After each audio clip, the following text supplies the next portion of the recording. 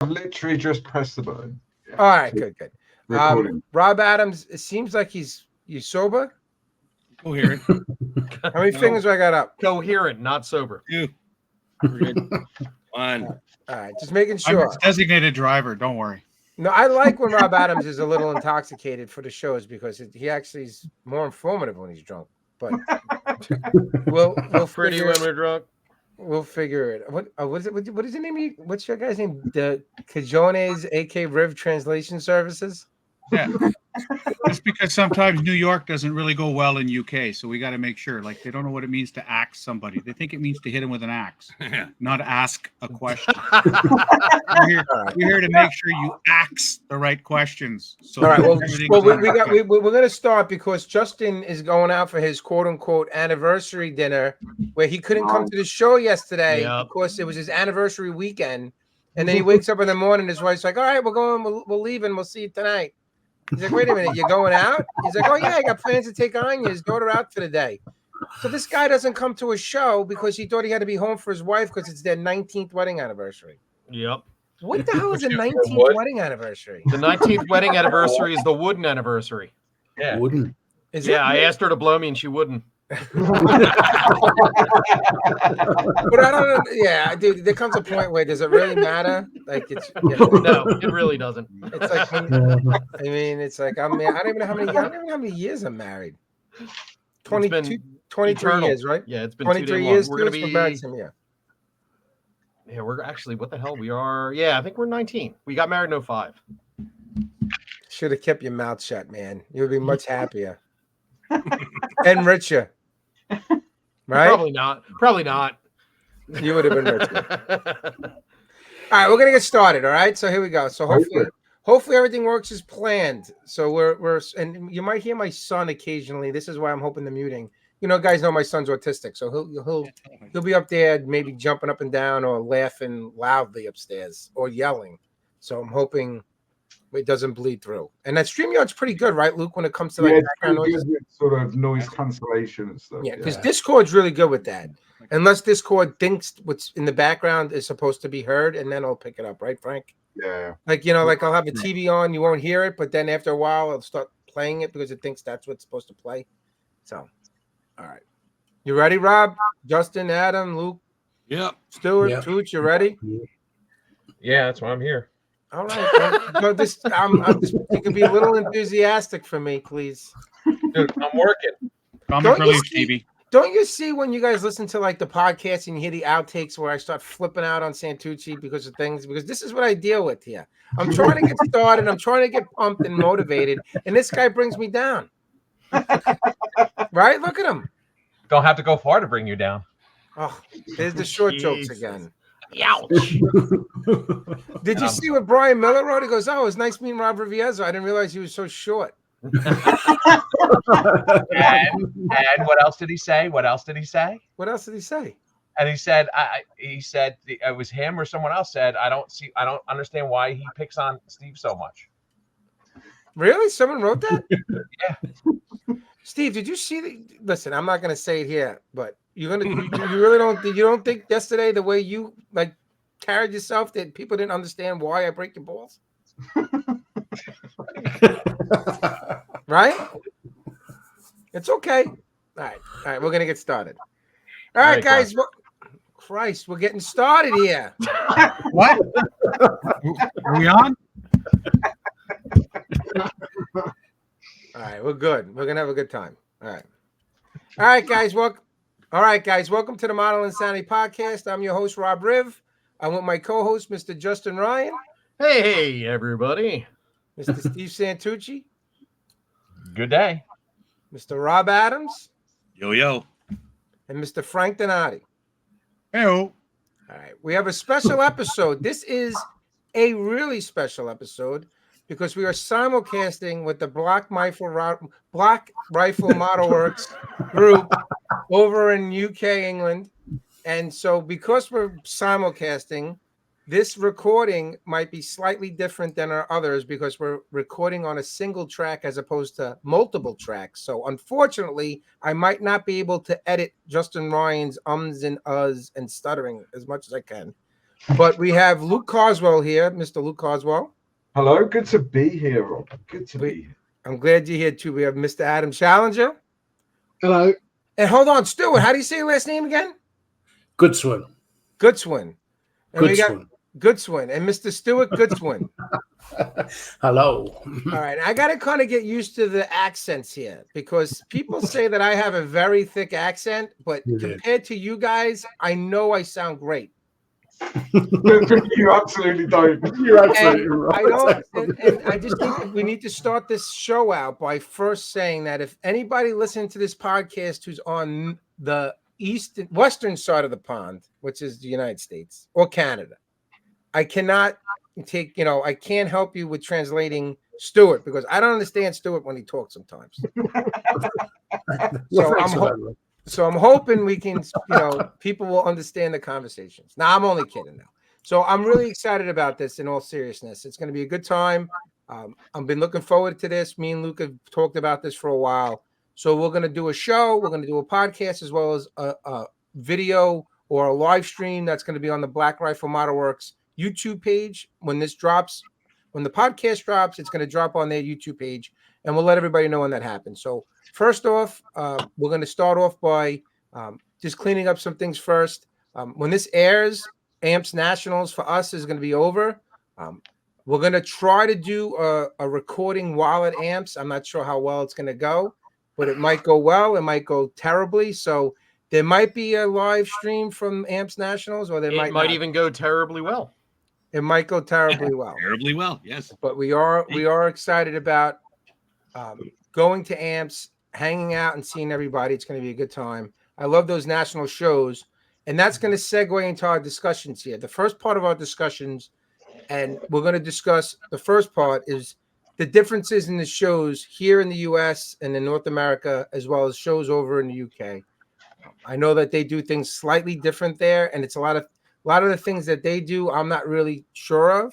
I would normally let Steve Santucci take the lead on an interview like this or discussion, but Steve is totally off his game recently. So I am going to try to handle this while we start as he's flipping me off on screen.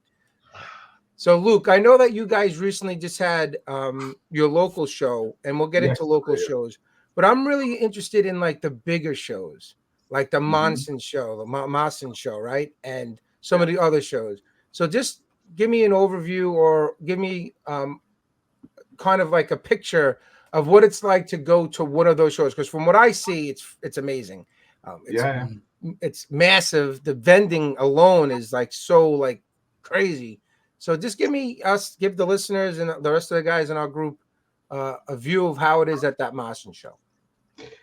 I mean, I think the key difference between the UK, Europe, and North America, the key difference with any show, and certainly the bigger shows, is it's not focused around the contest.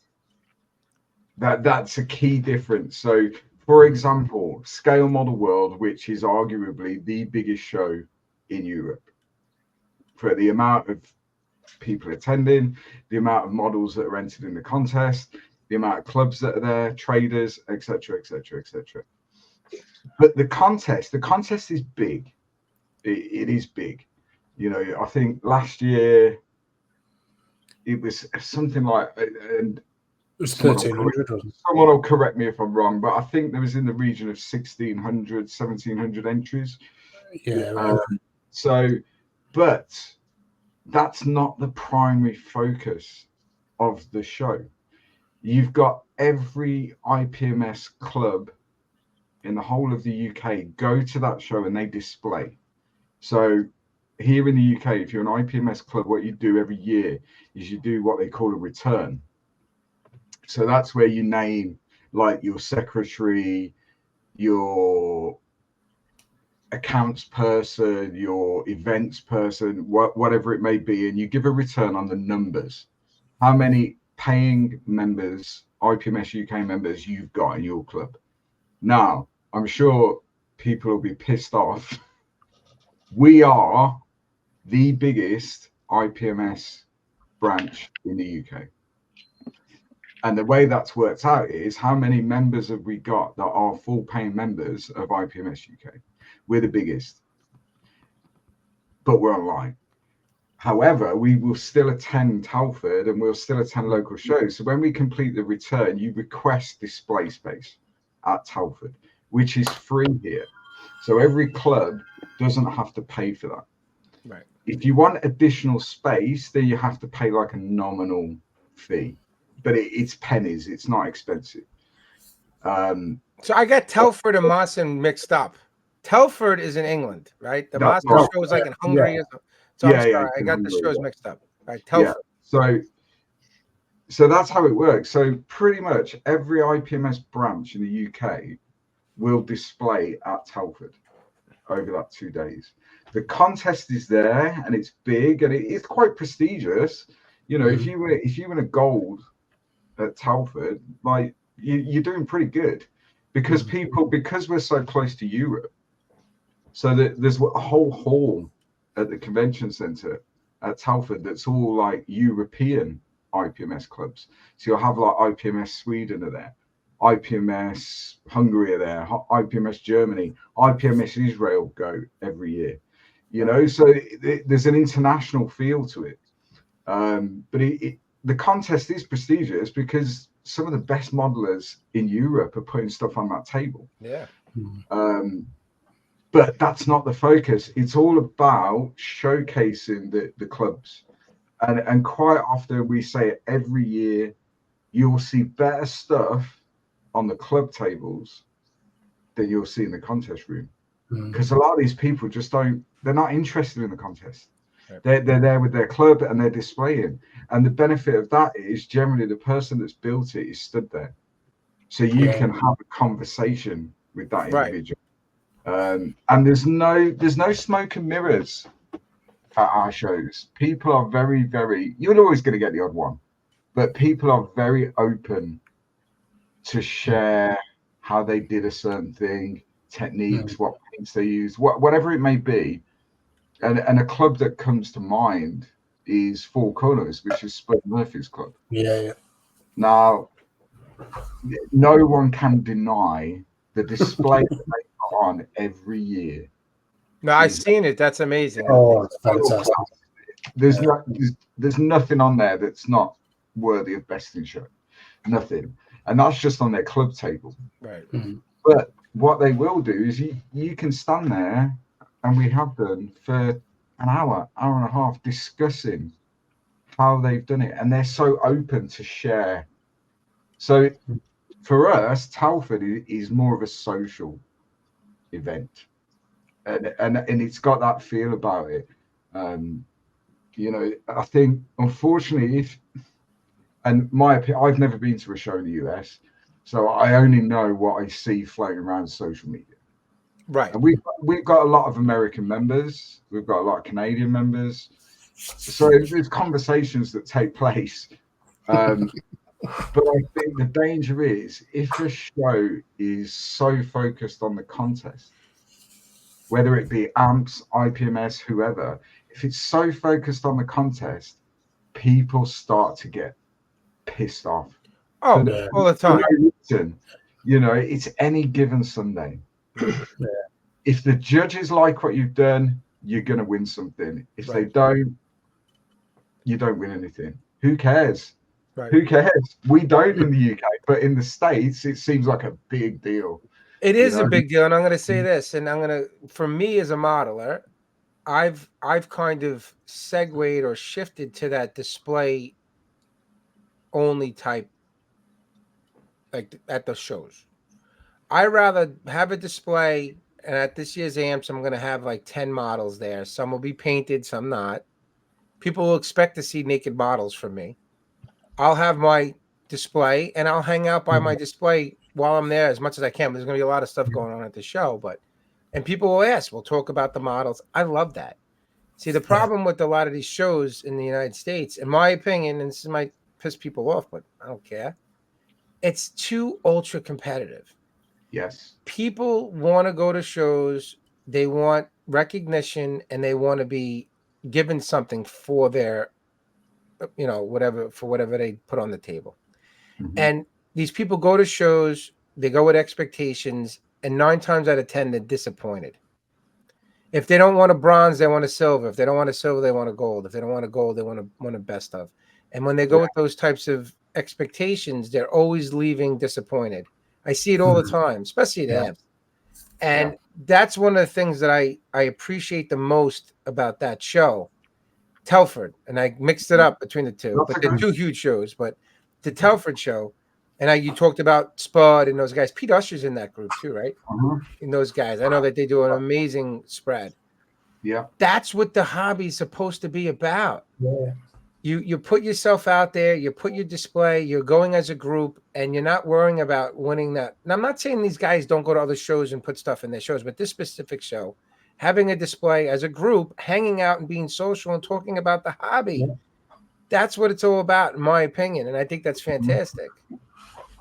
Do you think, though, and this is controversial, do you think culturally, but forget the hobby for a second, but culturally, so I've worked with the American military a lot over the years. Culturally, Americans seem to be quite competitive by nature. Definitely. Yeah. So that has manifested itself into the hobby, maybe. So now it is competitive because that's just whereas in the UK, like yesterday, for example, we put a few bits in the contest yesterday and placed. But in the UK, it's almost like you walk up once they announce your name to give you a reward away. You walk up with your head down. Do you know what I mean? Hold on. It's like you're embarrassed to receive anything. But that's just a British thing. Right. Yeah. Culturally, we're a little bit different in that way.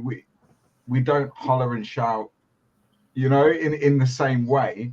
And maybe that's manifested itself into the hobby that now at the American shows in particular, it is very competitive, but that's just America. It's a competitive nation. It's ultra competitive. And I will, you know, it kills me to agree with you. I bet it would. Maybe it's the Canucks up there that are the problem and it's creeping down into the United States, but no, it is ultra competitive. And I don't think so, buddy. And the thing is okay. So just to keep everybody in the loop here, because I want everybody to get involved in this discussion. Steve Santucci, do you agree with me when I say that trying to do a show like Telford here in the United States would probably never work? Because I don't think people want to drive X amount of miles because everything's far away here. Yeah. You know, it's like it's not like where you guys are. I'm not saying England where you guys are. No, it's true. But it's like, you know, it's like for us to go now to Amp South Bend for this Amp show is 10 hours for me. So, but are people going to travel to a show where they're not going to get any medal or recognition? I don't know. I don't think people are going to do it here, Toots. Do you agree? I don't know, because has anything ever like that been tempted? It's what's in it for me. Some go for the vending room, some go for the fellowship. I mean, if you do it as a convention and then have an area set aside for show and tell, and you draw in vendors at corporate level, because that's the one thing like AMPS is missing, and even IPMS, except for IPMS Nationals here in the States, is we don't have a big, deep, like corporate. I mean, we have the mom and pops, you know, the single owner showing up, but we don't have that feeling. Like, you know, I'm jealous of what goes on in Europe and even in Asia, because you have such a strong community. And here, you're right, it's indicative of the American culture since our birth as a nation almost 250 years ago, not to rub it in, but they're let you have it. Yeah. Okay. If that makes you sleep at night. But yeah, no, I mean, I you know, Rob, I'm with you. I'm to the point to where I debated entering in a contest this past weekend, and I just wanted to go to hang out and just look at great models and talk to people. And whenever I put weird stuff on the table, people are like, that's really cool. And I tell them what inspires me.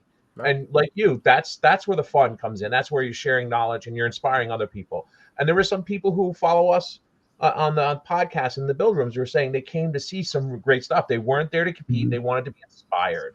Right. So I think if you built it up that way and people knew what they were getting into, it might work, but you won't know until you try it. It might be a rough go at first, but who knows? I think the difference is, and you're absolutely right, geographically, Yeah. like the States is vast. It's huge. You know, like, so I traveled down to the south of the UK. So I live like in the middle, if you like. Traveled down to the south where Adam lives. So I traveled down Friday afternoon, stayed over at Adam's house Friday evening, drank way too much wine. And then Saturday morning, we go to the show. I pack the car at the end and drive home, but it's like a 3.5 hour drive. It's not 10 hours. Right. You know, No. like Well, Telford's even I know closer, isn't it? people in the States, they're getting on planes to go to shows. Yeah. Yeah. And they haven't even left the US. But then Right. it's that far away, they have to fly there.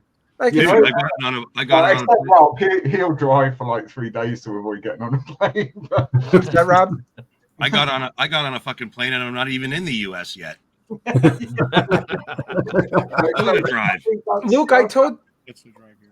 Luke, I told. Oh, sorry. If I was to drive from my place to Frank's, it would be 27 hours. Wow. And I'm not Wow. even on the other side of the country. I'm like, we're almost there. It takes me and Luke 27 minutes to get to Telford. Seriously.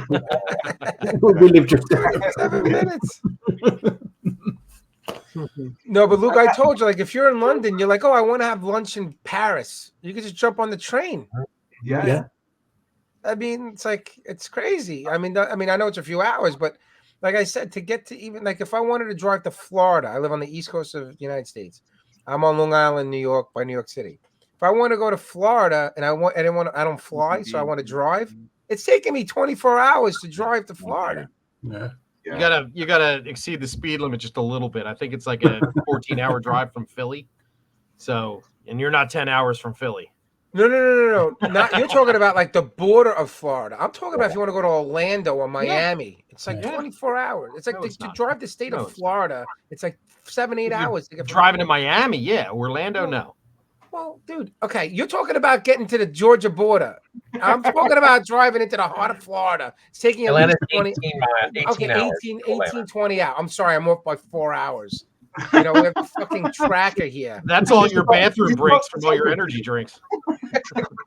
See what I got to deal with, man? People understand. And this is going to be an Yeah, unedited too. I As think much that's as a possible. massive consideration. And so for us with Telford,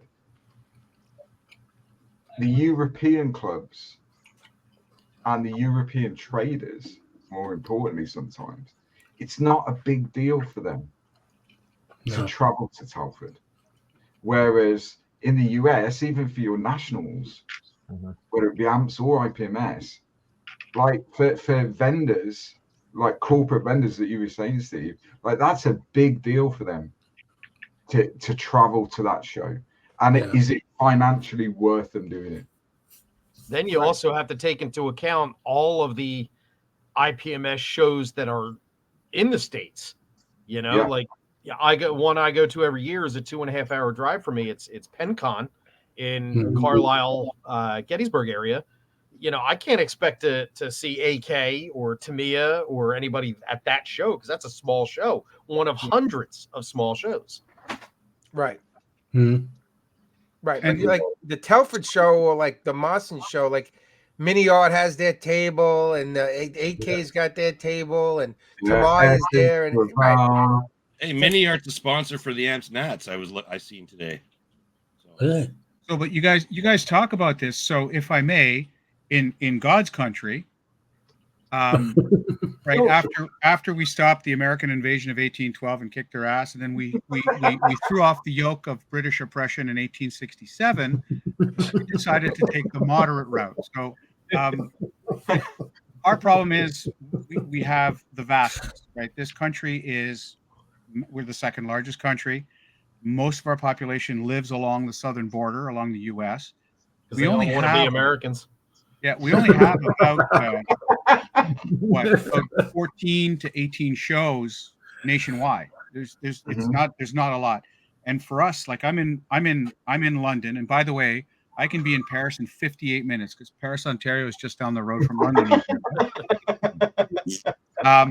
But like we have a third of our country is basically within about 6-7 hours of Toronto. So we have a high concentration. So we don't have a national show. I was with Ottawa IPMS, and Telford was our sister club, and we used to have members that would travel back and forth. And there's even a Telford award between Ottawa and the Telford chapters, right? The Tree award that we've been doing for over 20 years now.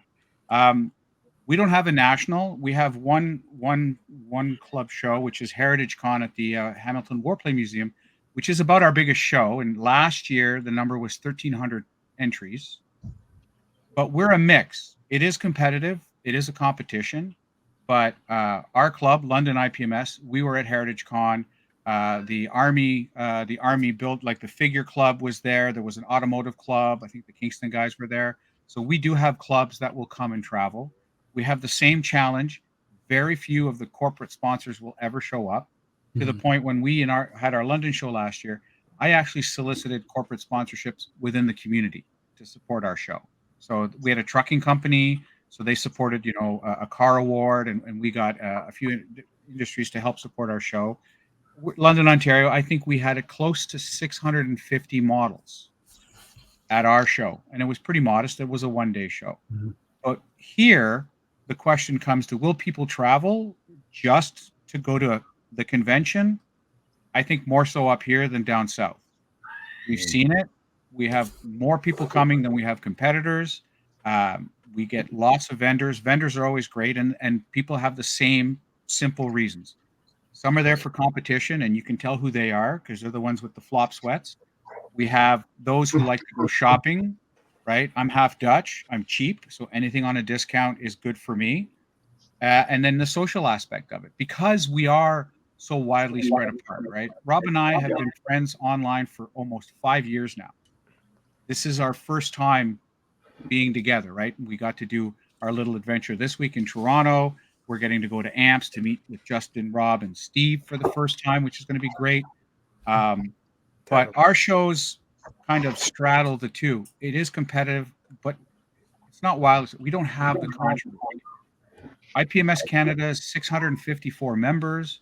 My club in London is one of the largest chapters, and we have 59 members as of yesterday, and extremely diverse. We don't have an airplane club, or we have an everything club. On any given monthly meeting, right, we have something from every discipline within the hobby, which is what I love about being in this part. So Absolutely. Geography always plays a role. In the States, I cannot believe how many shows. When Rob goes at the end of an episode, we got the Region 7 show and Region 2 show. We got Freezing Cold Con. We got My Nipples Are Hard Con. We got and it's always too late to ever make it. The show comes on, and that those shows passed already. Yeah, it's incestuous down there. Like they're just and that breeds the competition. You've got these people that that's all they breathe and live for. And we see the same models at different shows. But it's, I find up here in Canada, at least a lot of our shows, and I'm speaking from sort of the central Canadian, so Ontario, the big part. Rob goes to the shows out west, and culturally they are somewhat different than we are here, as he's figured out this week. Yeah, there's all kinds of fucked up shit over here. I'm pretty fucked up here. I'll admit it. And Rob will admit I'm pretty fucked up too. So, but I think the shows over in the west are very similar, right? And the one thing, by the way, that you guys have that I wish we had more of it in my show, we're really, really going to try to push our SIGs.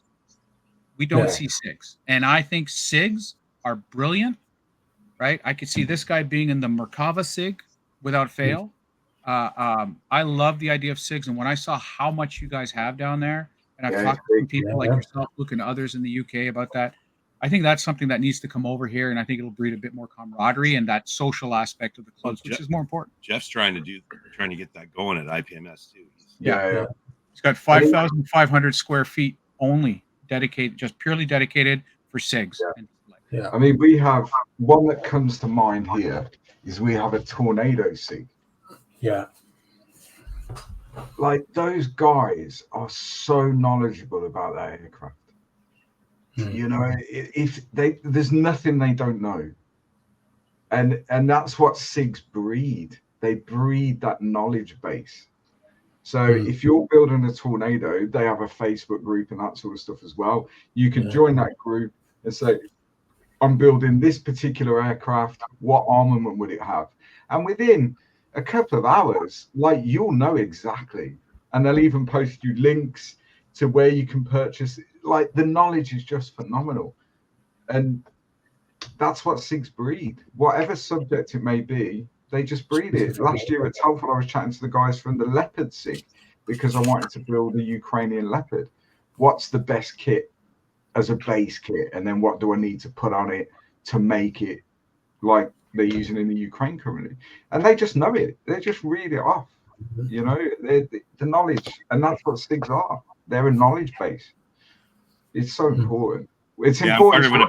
I'm part of an Apache group. Yeah, I'm part of the same group. Yeah. Yeah. And it's like, some of these guys, I'm just like, really? You know? Yeah. That one guy, what is his name? Len PI or whatever? He's the guy that's basically redesigning the whole kit. Fucking, yeah, he's pretty much changed out every part on it. Yeah, literally. Yeah. But his knowledge is just phenomenal. Yeah. I mean, I don't know whether he's had some professional involvement with that airframe at some point, but there's nothing he doesn't know about an Apache. You know? See, but I respect it. But I love that people are willing to have a discussions about that stuff, share their knowledge about it, because that's how, like you talked about, like how people at Telford will be by their displays and have a discussion about whatever you might ask them. Like, and I can only speak for myself. Like, if I do certain things and people want to know, I'll always share what I do.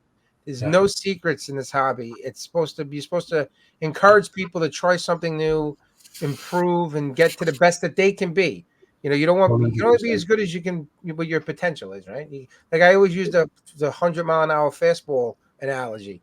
Like, you can't teach somebody to throw 100 miles an hour, but you can teach someone to throw better. And I think in this hobby, especially at those shows or like these SIG groups or whatnot, people who are knowledgeable about subjects, or people just coming in not knowing about them, learning about it, and maybe they'll become an expert eventually too, because you got to start somewhere.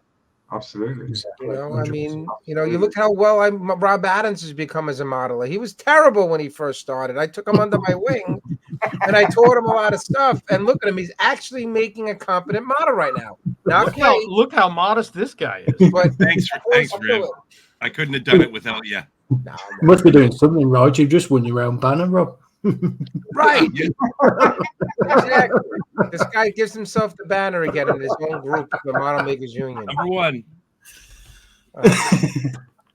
So, like you said, it's done democratically. So he goes to the Facebook group, and then he goes, "Oh, this fucker's got more than me. Delete, delete, delete. Right. Delete.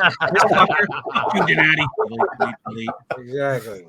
You know what? The only reason I took that today, because I usually do pass it on to the next guy. Nobody keeps track of the votes except for me, so it doesn't matter. I think Rob's got his finger on the pulse there. I'm not going to lie. But I did it because I knew it would give Riff something to talk about today. So well, you did tag me in there because you knew I would make a comment about it. Because when you run a Facebook group, and this is going to segue into this other thing really quick, but I still want to talk about shows. But you know, you guys got your Black Rifle Model Works page. Mm-hmm. Hold on, this is my son says. But we have the Insanity page now. Rob's got his Union page, whatnot. You know, in all seriousness, like I run the group. We run the group. I when we started the Insanity podcast and we decided to have an offshoot of the old group, the first person that helped me out was Rob Adams, and he knows I love him and I break his chops. Hold on, that's my son upstairs. Hold on a second. And you know, when we started that group, the whole idea was I wanted to have a Facebook group for people to socialize and have a good time. Yeah. And have contests and get people involved. But I love Rob. Rob has the Union page. He's the only admin there. It's like, I'm the only one who's the admin. No one else is allowed to be the admin. He's got 9,000 members. He runs these contests that have like prizes, and he fucking enters the freaking contest. I was like, Rob, it's your group. You have a contest for your members, and you're participating. And again. Again, Democracy. I understand, but you're supposed to remove yourself. You're supposed to remove yourself. You know what? You know what? I'm gonna run a contest for the full interior Macabre kit before we leave for amps. We'll put it up today that I bought you. I'm only kidding. No, but again, to go back to what we were talking about with the shows, though, and you know, now the Mossen show is what, in Hungary? Hungary. Now that's similar to Telford, though, isn't that like a club-based show? Yeah. Same thing. Do you guys go to that, or have you ever been? I've never been, but I will one day. And you know, Stuart, you Adam, you've never been to that show? No, we've never been. But we've talked about it, and we're planning on doing a few European shows over the next coming years. So. How long of a journey would it be for you guys? It's Hungary, right? Hungary would probably be about 45 minutes. Yeah, 2 hours on a plane. How many? 2 hours. 2 hours on a plane? Oh, Two that's and a half, maybe. That's fun. Now you would, if you were to go to that show, it's the same thing where you would have like a club table for your Black Rifle Model Works Club. Yeah, potentially. That's I mean, if we were going to do that, then what we would do, we just drive. Yeah, logistically, you wouldn't be able to get models on planes without. Yeah, that's right. But we'd just drive, and it'd take probably less time than it takes you to get to Florida. But you would be, but now this is where my ignorance is, because we're here in the United States, so we are sheltered from the rest of the world. You have no problems driving through countries. Is there checkpoints or anything that they check IDs or anything? You just drive? There is now, because obviously we had the whole Brexit thing. Right. So the UK broke away from Europe. Before that, there was no borders. So if you resided in a European country, you could just cross borders, no problems. Now, it's as simple as showing your passport. Okay. You know, that's all it is at the border. There's no... For someone from England, from you guys. But if you live like in France, you could just drive to Germany. Yeah, so if you were in Belgium, France, no issue. you could drive all across Europe, no problem at all. That's awesome, man. That's I think that's amazing, because there's so much diversity and so much stuff, especially in the hobby. Like we talk about different aspects of the hobby, and like I say we're sheltered here in the United States, but like the different abilities of different modelists throughout Europe. Like you got the British models, like you talk about Spud and Pete Usher and those guys yourselves, and then you got someone like, you know, the guys in Spain, the Spanish models like Abilio and all those guys. These guys, Jose Brito and all these guys. These guys are amazing modelists, and it's great because the difference between the techniques and the way the modeling is done just through small, like it's not like, oh yeah, you live in Virginia, you have a great, that's the Virginia technique. No, and with you guys, like Spain's got that technique and whatever. I think it's awesome. Really. Hey Rob, when we first started talking, you were talking about accents. It's the same thing with model building. It's model building accents. Where in the United States or in Europe? No. Just like you're just saying just now. It's an accent. Their style is the accent of the model building. Yeah. And I think the benefit for us, because of where we are in the world, so certainly at Telford, because lots of European clubs come to Telford, and lots of European modelers come to Telford. Plasma was there last year, you know, so because it's not far. Right. It's quite easy geographically. So we get to see all these different styles, all these different methods in the flesh. We can see the model. So did you get to see Plasmo's models? You guys, generally, you've only seen it on the internet. Right. Because it's too far for these people to bring their Sherman. You know, they just won't do it. Whereas here, we're really lucky. Or we can drive to their show or fly to their show or whatever. Adams, you wanted to say, I know you love Plasmo, so here you go. I'm a fanboy. Did you get to see his models? No, he didn't bring anything with him. Oh, motherfucker. No, he was just walking around trying to stay as incognito as possible, really. Right. But that's a difficult thing to do because everyone knows who he is. Like Carmen Sandiego. Maybe he needs to put on a Where's Waldo hat. Listen, he's a great example. Plasmo is a great example of a guy who's just got pure skill. And he's able to do anything from a 1/72nd scale armor piece to a 1/72nd scale plane to a whatever ship to a. That guy does it all, and he does it all amazingly well. But if Put you gold look at leaf his on a progression, Warhammer figure. he does Warhammer now too. He put gold leaf on a Warhammer figure. Yeah, Yeah. yeah, he does Warhammer shit. You know, it's. I mean, but if you look at older Plasmo videos and to now, he's definitely progressed. Oh, of Like, Like course, his yeah. skill Yeah. has progressed and exponentially because not saying he wasn't great then, but if you look at like videos now compared to when he first started, Mhm. maybe it's just the video, the way Yeah, he well, his videos now. subjects also changed quite a bit. He was doing a lot of automotive and shit back in the day, Mm. bikes, Yeah. cars. And I think a lot of it. So social media, YouTube, Instagram, Facebook, whatever it may be, if you know that you're going to show that model on whatever platform it may be, certainly for me, I'm probably try a bit harder. I'll probably try and achieve a better finish than I would if I was just putting it on the shelf behind me. Does that make sense? Because ultimately, although on our group, the same as other groups, there's no critique, there's no judging as such, but pound to a pinch of shit. As soon as you put something on the internet, someone's going to critique it, whether they're doing that in their own head or they're showing their friends or whatever it may be. So you do try a bit harder. Right. And I think that naturally will develop your skill. It will, and I'm not happy with something, Luke, that you're doing the Edelweiss from Zugimura. Oh, I know, yeah. But I will say this though, you did reach out to me, and you're like, you thought I didn't have it, and you're like, you have the kit. Someone has it for auction. I'm like, no, I do have it. Cliff Herring from Texas wound up getting it for me, sending it my way. It's John Bonani who doesn't have it, and I was like, maybe I should get it and like dangle it out and say, well, I got another one. But but we didn't do that. But I know you're building the Edelweiss right now. I don't know if I can bring myself to start cutting that out of the sprues because it's so hard to find. Yeah. Yeah, I mean the guy that sent it to me. So he's a subscriber of the channel. He doesn't do Facebook or Instagram or anything like that. No. So he's quite anonymous, really. He's not known on social media, but he watches the channel. So he got in touch with me and said, I've got this. You mentioned it on one of your live streams. I'll send it to you. I was like, no. It's too expensive. It's too rare. You can't just send it to me. He said, well, I'll make you a deal. I'll send it to you if you build it and then film it as you build it.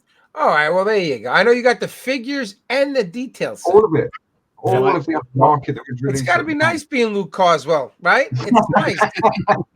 I don't get shit. I get my balls busted by everybody. They don't send me anything. You get. I don't get shit. Oh, how many tracks did I get in the mail this time? But no, I got the art sent to me now. You're not supposed to talk about that, Frank. I got to keep the illusion going. The only thing I get sent is this fucking. I got nobody on my side. I got a 200-pound eating machine in my house, for fuck's sake. Sorry. My garage smells like a grow up, and the fridge is empty. Frankie, can you do me a favor just so we can take a pause here? Frank, do me a favor. Make sure to clean the toilets and your bed sheets when this guy leaves your house. 2 Scrub toilets. them. First day, 2 toilets. I know. I heard. You hear about this, Adam? Adam's quiet and Stuart. We're gonna get him to laugh. No. So Rob Adams is currently staying obviously at Frank's house because they were. Can we tell him that you were filming a show? We can talk about that, right? We can't talk about the details of the show, but we can talk that you did a show. Say Right? that we filmed a show. We filmed a show. Yes. We did it. We filmed a competitive show. Listen, you might have. Oh, so if I breach the contract, you got to give back that $200. So Rob and Frank were filming a show. You can't unblow the producers, right? For the History Channel, whatever it was, the Canadian History Channel. It was a model making show, which is really freaking cool, actually, that they got asked to do this. Now, Frank Donati used his political clout as the IPMS Canada president to get on the show, but they did this show. So Rob Adams is currently staying at Frank's now because they just did the show, and then they're going to be traveling to AMPS. But Rob Adams has been staying there for the last couple of days. And in how many days you been there, Rob? 2 days. You've been there 2 days, and you stopped the toilet up 2 times already. I did that on the first day. You stopped the toilet up twice. Why do you think Frank started feeding him nuns farts? This is what we got to deal with. When you're in the trenches, you use any tool you can dig up. Man. Hopefully I can clip this out as an outtake, but Why it's not? the truth though. So Rob Adams blew up Frankie Donati's bathroom twice in that house. If I was your wife, I'd be pissed. In his My wife defense, Frank did not warn him that loves they have him. delicate plumbing. She's making him her world famous cheese stuffed meatloaf. He can't wait. He's making That's friends just here. to get him to stop pooping. It's like you're pulling a Steve. You're pulling a Steve Andriano. That's what you're pulling. No. You're pulling a Steve Andriano. I'm going to say this. This is a nice little segue to make these Brits laugh a little bit. One of my good friends, Steve Andriano, he's a model, a good model. He's big with amps. He lives about 10 minutes away from me. So we would get together on Fridays to hang out and build and go to the hobby shop or something. And every time he would come to my house, the minute he walked in my door, he would use my bathroom and blow my whole house up. And my wife would come home hours later and be like, what happened here? And one day I'm like, Steve, you live 10 minutes away. Can't you take a shit in your own house? You got to shit in mine? You can't go in your bathroom.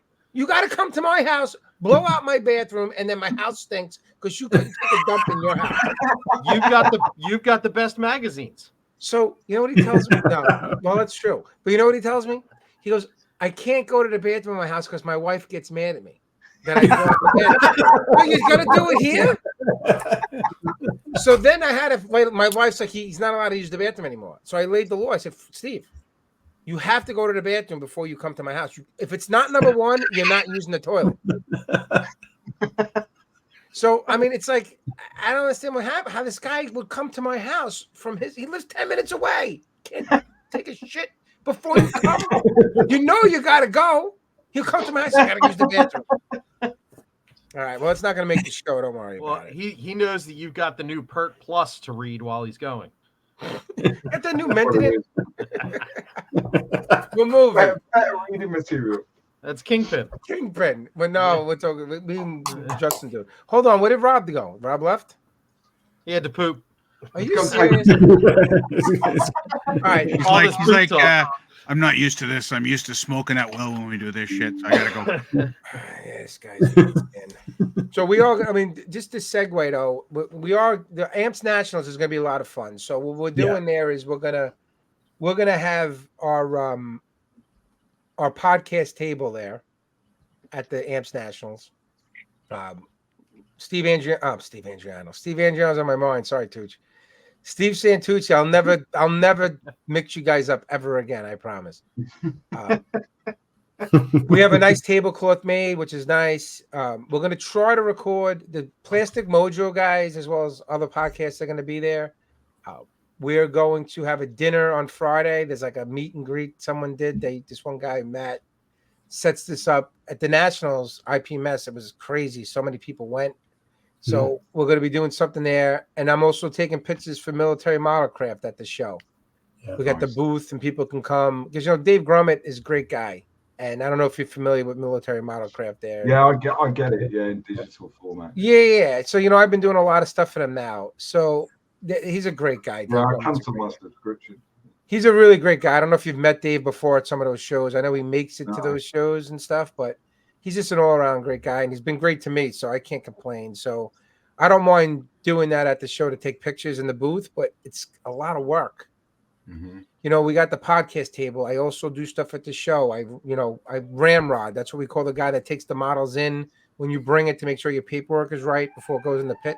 There's my son. He's upstairs laughing. And then also, between judging, it's the weekend's going to be crazy. Steve Santucci's like, oh, you're going to be in bed by 9 o'clock because I'm tired, man. I'm working. These guys just want to go drink. I'm working at the show. Steve Santucci's going to be walking around lost like an old man. You'll see Steve. He walks very slow, and he just he'll just stare. And I'll go, Steve, you okay? Right? I had to do that yesterday. A couple of times I had to check in to make sure you were still with us. But, but we're looking forward to Amps Nationals is always a good show. But listen, it's not a big show compared to some of these bigger shows. Yeah. I mean, IPMS Nationals, they'll get upwards to 3,000 models at those shows, right? I mean, am I right? Am I giving that number wrong, Frank? Is it like 3,000?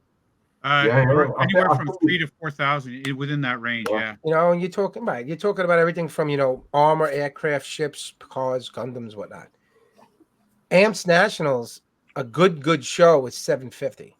So compared to IPMS, this is nothing. That sounds actually smaller than PAXCon. PAXCon had a lot of models, and PAXCon had almost, I think, 950. Right, and the Old Dominion show that was in Virginia had over almost 1,000. Yeah, but it's across all genres, though. Right. So, unlike when we're also doing Amps Judging Way, that I don't know if you're familiar with it, Adam and Stuart and Luke. At Amps, what they do is, and we have an episode going to be dropping tomorrow, which is the 8th of April. We talked to John Chabot, who's the show chairperson. He used to be the president of Amps. What you do when you're judging at Amps is you take the model, it goes in front of 4 judges sitting at a table, and they judge it for 4 minutes, and they fill out a scorecard. So it's all like what's there on the model. You're not supposed to interject subjectivity. It's supposed to be what's there, and you're not supposed to interpret what the model did, and you get a score. So it's about 4 or 5 minutes a model. So unlike IPMS, where they walk around and like, we're not even going to judge that because it's not going to win. That's what they do with IPMS. I don't care what anybody says. They just pass over models. So everybody's model gets looked at Amps. That's why it takes a while to judge. Yeah. So is that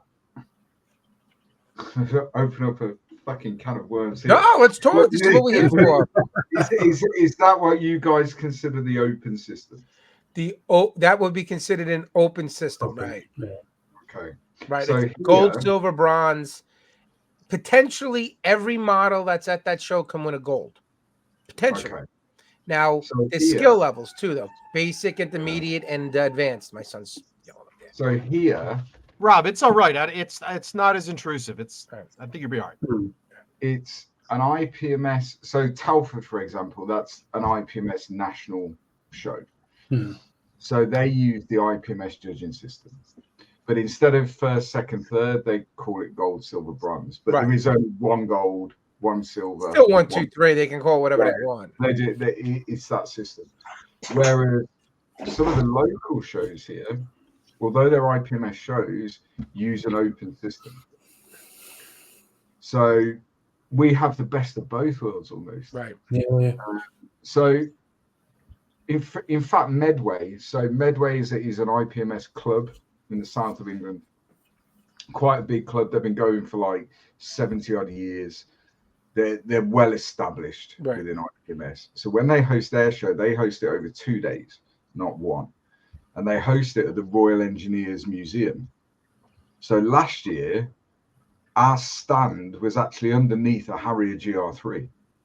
Like you can't get a better location. That's awesome. But they didn't have a competition running, so you didn't enter anything in a competition in any class. But what they did have is, unbeknownst to every club that was there, is over that 2-day period, they'd got judges that would go around the club tables. And they had certain categories, so 35th scale armor, 48 scale aircraft, whatever category it may be, sci-fi, whatever. And they were picking models from club tables almost in secret that they believed were the best models at that show. And then on the Sunday afternoon, they came round to all the clubs. They said, that model there is won best in armor. That model's there best in aircraft. That's best sci-fi. And that's how they did it. So no one knew that they were competing. That's great, and I love that. Yeah. And it just worked. Every model was in that show was in the competition. Yeah, that's great. Unbeknownst to the people. Right. Yeah, Well, going back to, I guess, the cultural difference. So I'm sure you won't mind me saying, Adam won best in aircraft at that show. Oh, Mr. Adam, nice. Fantastic. Yeah. Nah, that's you do good stuff though, Adam. You really do. That's I actually won best armor. However, the guy came up to me, the judge, and he said, "That's won best in armor." It's the African Union T-55. Yeah. He said, "That's won best in armor." He said, "But closely following it, a really close second, if you like, is another guy from another club, but it's his first time ever displaying his models because he doesn't think he's good enough. And he's like this shy, retiring guy. I said, oh, fuck it, give it to him then. Give it to him. Dude, I love you, man. I do the same thing. But that's the cultural difference, I guess. Would that have happened in the US? I would do that.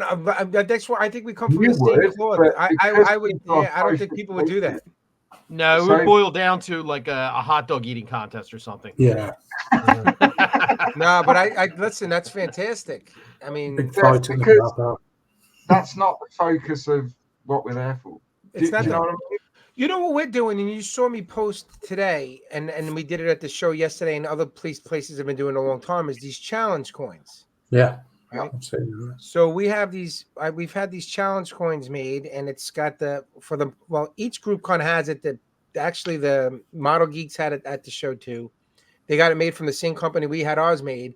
They're poker chips, but they're really high quality. Yeah, they're engraved and they're colored. I don't know how they make them this fast, but they do.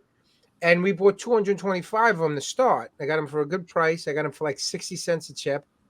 And we brought 10 of them to the show. 2 had a lot of 5. I had the other 5. I wanted to giving 2 to people who hang out in our group to get them involved. And we chose, and so did Tooch. And we gave out 10 challenge coins at that show to pieces that we really thought were exceptional. Yeah. And someone had made a comment, and other places do this too here. I don't know if they do it in Europe.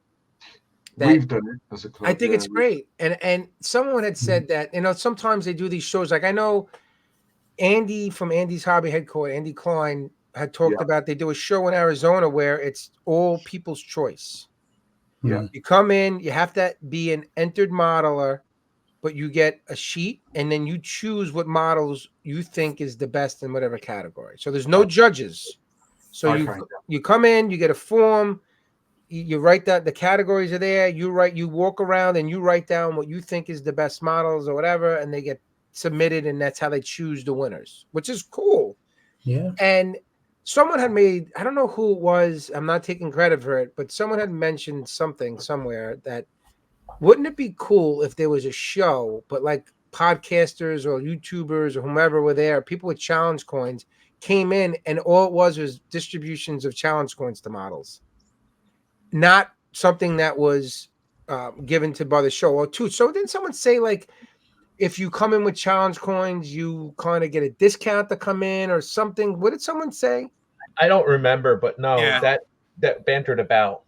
And just to give out challenge, because I think that if you got a model and you walk over and you're like, wow, what is this? And someone left you a chip that said, we liked your build. I mean, that's pretty damn cool. That's sort of like no, go ahead. What's that?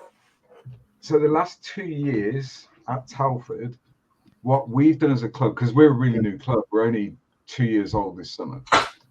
So the last 2 years at Telford, where we've been a club, an IPMS club, what we've done is we've gone around the show over the weekend and we've picked our favorite build, from whatever genre, it doesn't matter. From the tables, yeah. Picked our favorite build, but a build that's not in the competition. So it's on a club table somewhere. Mm. Then we've had a discussion. We take pictures of 5 or 6. We had a discussion between ourselves and we settle on a favorite. And then what we've done is we've just gone up to that club table and handed a bag to the builder with like a mug, pen, stickers, t-shirt, and all that stuff. Just say, you know what, for us, this was the best build of the show. And people like that. I love it. Yeah. Because on both occasions, they've been like, oh my God, I never expected that. So the whole challenge coin thing and appreciating people's builds. I love it. Definitely. I think that's the way it should be, I think. Yeah. You were never going to, just maybe to wrap up the show discussion, because we've been talking about an hour, but I think that there's no change. There's no change going to happen in the States when it comes to people are just ultra competitive here. Mm-hmm. And hold on 1 second. Debbie, you're talking too loud. You know why she's talking too loud? She's talking to my 103-year-old grandmother on the phone. Didn't hear her. My grandmother's 103, and she's deaf kind of deaf. Well, sort of Yeah, deaf. but she's 103. She's 103. And if my grandmother could walk, she would be still on her own. She lived on her own until she was almost 100 years old. Wow. Until she just couldn't really walk anymore. I was like, you can't be on your own anymore. But she's on the phone with her. That's why she's talking loud. She's like, no, grandma. That's fucking funny. Yeah, but anyway, so this it's ultra competitive. I'm very, very I'm envious of what you guys have there. I know Frankie Donati, we've talked about this too, and Rob and Tooch and Justin, that I'm envious of the shows that you guys have in Europe, especially the Telford show, that Mossen show. It's freaking awesome, man. And yeah, I mean, it's just a real shame. It's a real shame that you won't get on a fucking aircraft. Do it, Justin. I won't get on a plane, Animal. You would have an opening Right. right Get on a plane. to tell. You I was offered to come to Scale Model Challenge, and I was like, I'm not coming to Eindhoven. I'm not getting on a plane. I'm not getting on a plane.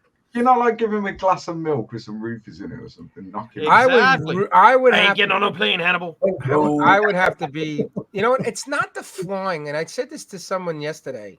It's a caution. Yeah, it's a Chris, no. You know what it really is, and I really sat down and tried to think about, because I've never been on a plane before. Okay. So it's not like I know what it's like to fly and I don't like it or I'm afraid. It's not necessarily the flying, it's the being in an enclosed space and not being able to go where I need to go. And that's what I'm worried about. And I don't want to be on a plane. I'm going to get tased by an air marshal because I'm like freaking William Shatner in the Twilight Zone looking out the window screaming. You know? You'd be more like John Lithgow. Yeah, in the movie version. But I would, you know what? I miss out on so much because I don't fly, but I would love to go. Real shame. I can tell you, on my flight here, it's the first time I've ever shit in an airplane. Oh, you mean you used the bathroom or you actually got scared? No, I used the bathroom. Tried to see if we could plug that one up too. Rob, call it Boeing bombs. It's boosh. Rob, I'm hoping it's just not landing on people down below. But anyway. You see Joe Dirt, right? That ain't no meteor. But I'll tell you what, it's fairly difficult, especially when you're in a bit of turbulence, to use the bathroom in a plane. It's like the smallest thing ever, dude. Like, Rob, you're not doing it right. Use that turbulence to shake the poop out of you. You don't need to push. Didn't have any choice at that point. Listen. You're like, everybody fasten your seatbelts. I'm like, fuck, I'm in the shitter. There's no seatbelt on this thing. I got a 2-inch grip on an 8-inch turd. What should I do? Well, there was a story about there was a leak in the toilet system in a jet plane that was flying in the United States, and it kind of like it sprayed froze on the side of the plane. And it got so big that it broke off and actually crashed into somebody's house. So it was a big thing of frozen piss and shit and water that crashed into someone's house. Yeah. We'll call that a Boeing bomb. They did it. They actually did it. They did if you guys know the old show Mythbusters, they actually tried to see if that happened, how that could happen, and they recreated it. And they found that guy with the wig sewn to his skull, eating and dipping his ketchup on it. There's Adam Savage going, "This is a fucking shitty episode." Oh my god! You need to stay away from Google. Rob. It's not No, it was. I remember. Rob, we'll fly together and we can hold hands the whole way. He can talk for you, so he get tasered, not you. One day, I would love to go to Japan, though. That's a dream of mine. Not only for like the hobby, but also like I'm for a big the ramen. That too. Yeah. You guys ever come to the United States? Adam, Luke, Stuart. Yeah. You guys ever come and bring your wives and your family to New York City? I will take you out for dinner. I will treat, and you will have a great time, and you will eat good food. Trust me. Not all three of you at the same time. Steve Santucci. Steve Santucci knows this, and this is a little pause. We got to gather our thoughts here. But Steve Santucci knows this. I've taken his family and his wife and out for dinner on multiple occasions in the city. Have you ever been disappointed, Steve? No, not at all. Never. Just making sure. That Never. was a little delayed response. I'm a little not happy about it, but You know. All right. So I was deciding whether or not I should be a pain in the ass, but no, don't be a pain in the ass because look, people can see us here. I'm I'm not able to edit this. There are two things he does. He builds models for a minimum of 4 hours a day, 7 days a week. And he doesn't go on vacation. So in lieu of going to vacations, he and his family eat, and they eat well at good restaurants. He's not eating at McDonald's. Yeah. So I will die eating good. Yeah, wearing his turtleneck, motherfucker. Wearing a I get turtleneck. stressed out. He will die when the sub goes down. No turtlenecks and amps, though. All right. So, what do we want to talk about next? Is there any topics right now that we want to talk about? That hopefully I can edit this. This is where the edit needs to happen. So, hopefully this can be edited. But what I know, we talked about shows. You know what I always want to know? Look, this is awesome too. When it comes to like the availability of products where you are and how easy it is to acquire them and whatnot. So, that's a good right, Tooch. We were talking about that as a possible topic, and I think so. Okay, Tooch. So I often talk about, like, I buy a lot of World War I stuff, and it's coming from Europe. You know, I have the Worx U9, that German submarine, World War I submarine. I found from like a Czech manufacturer, photo etch aftermarket, that you couldn't find it. You know, you had to look for it. Like, you had to know to look. And I just pulled a thread and heard from someone who heard from someone, and I found it. And I always wondered, like, how much is released over there that never even makes it to the American market? I would say a lot. Yeah, I was going to say, I don't know. I think we're very lucky because Brexit's changed things slightly. It's made things more expensive because of like import duty and that sort of stuff now.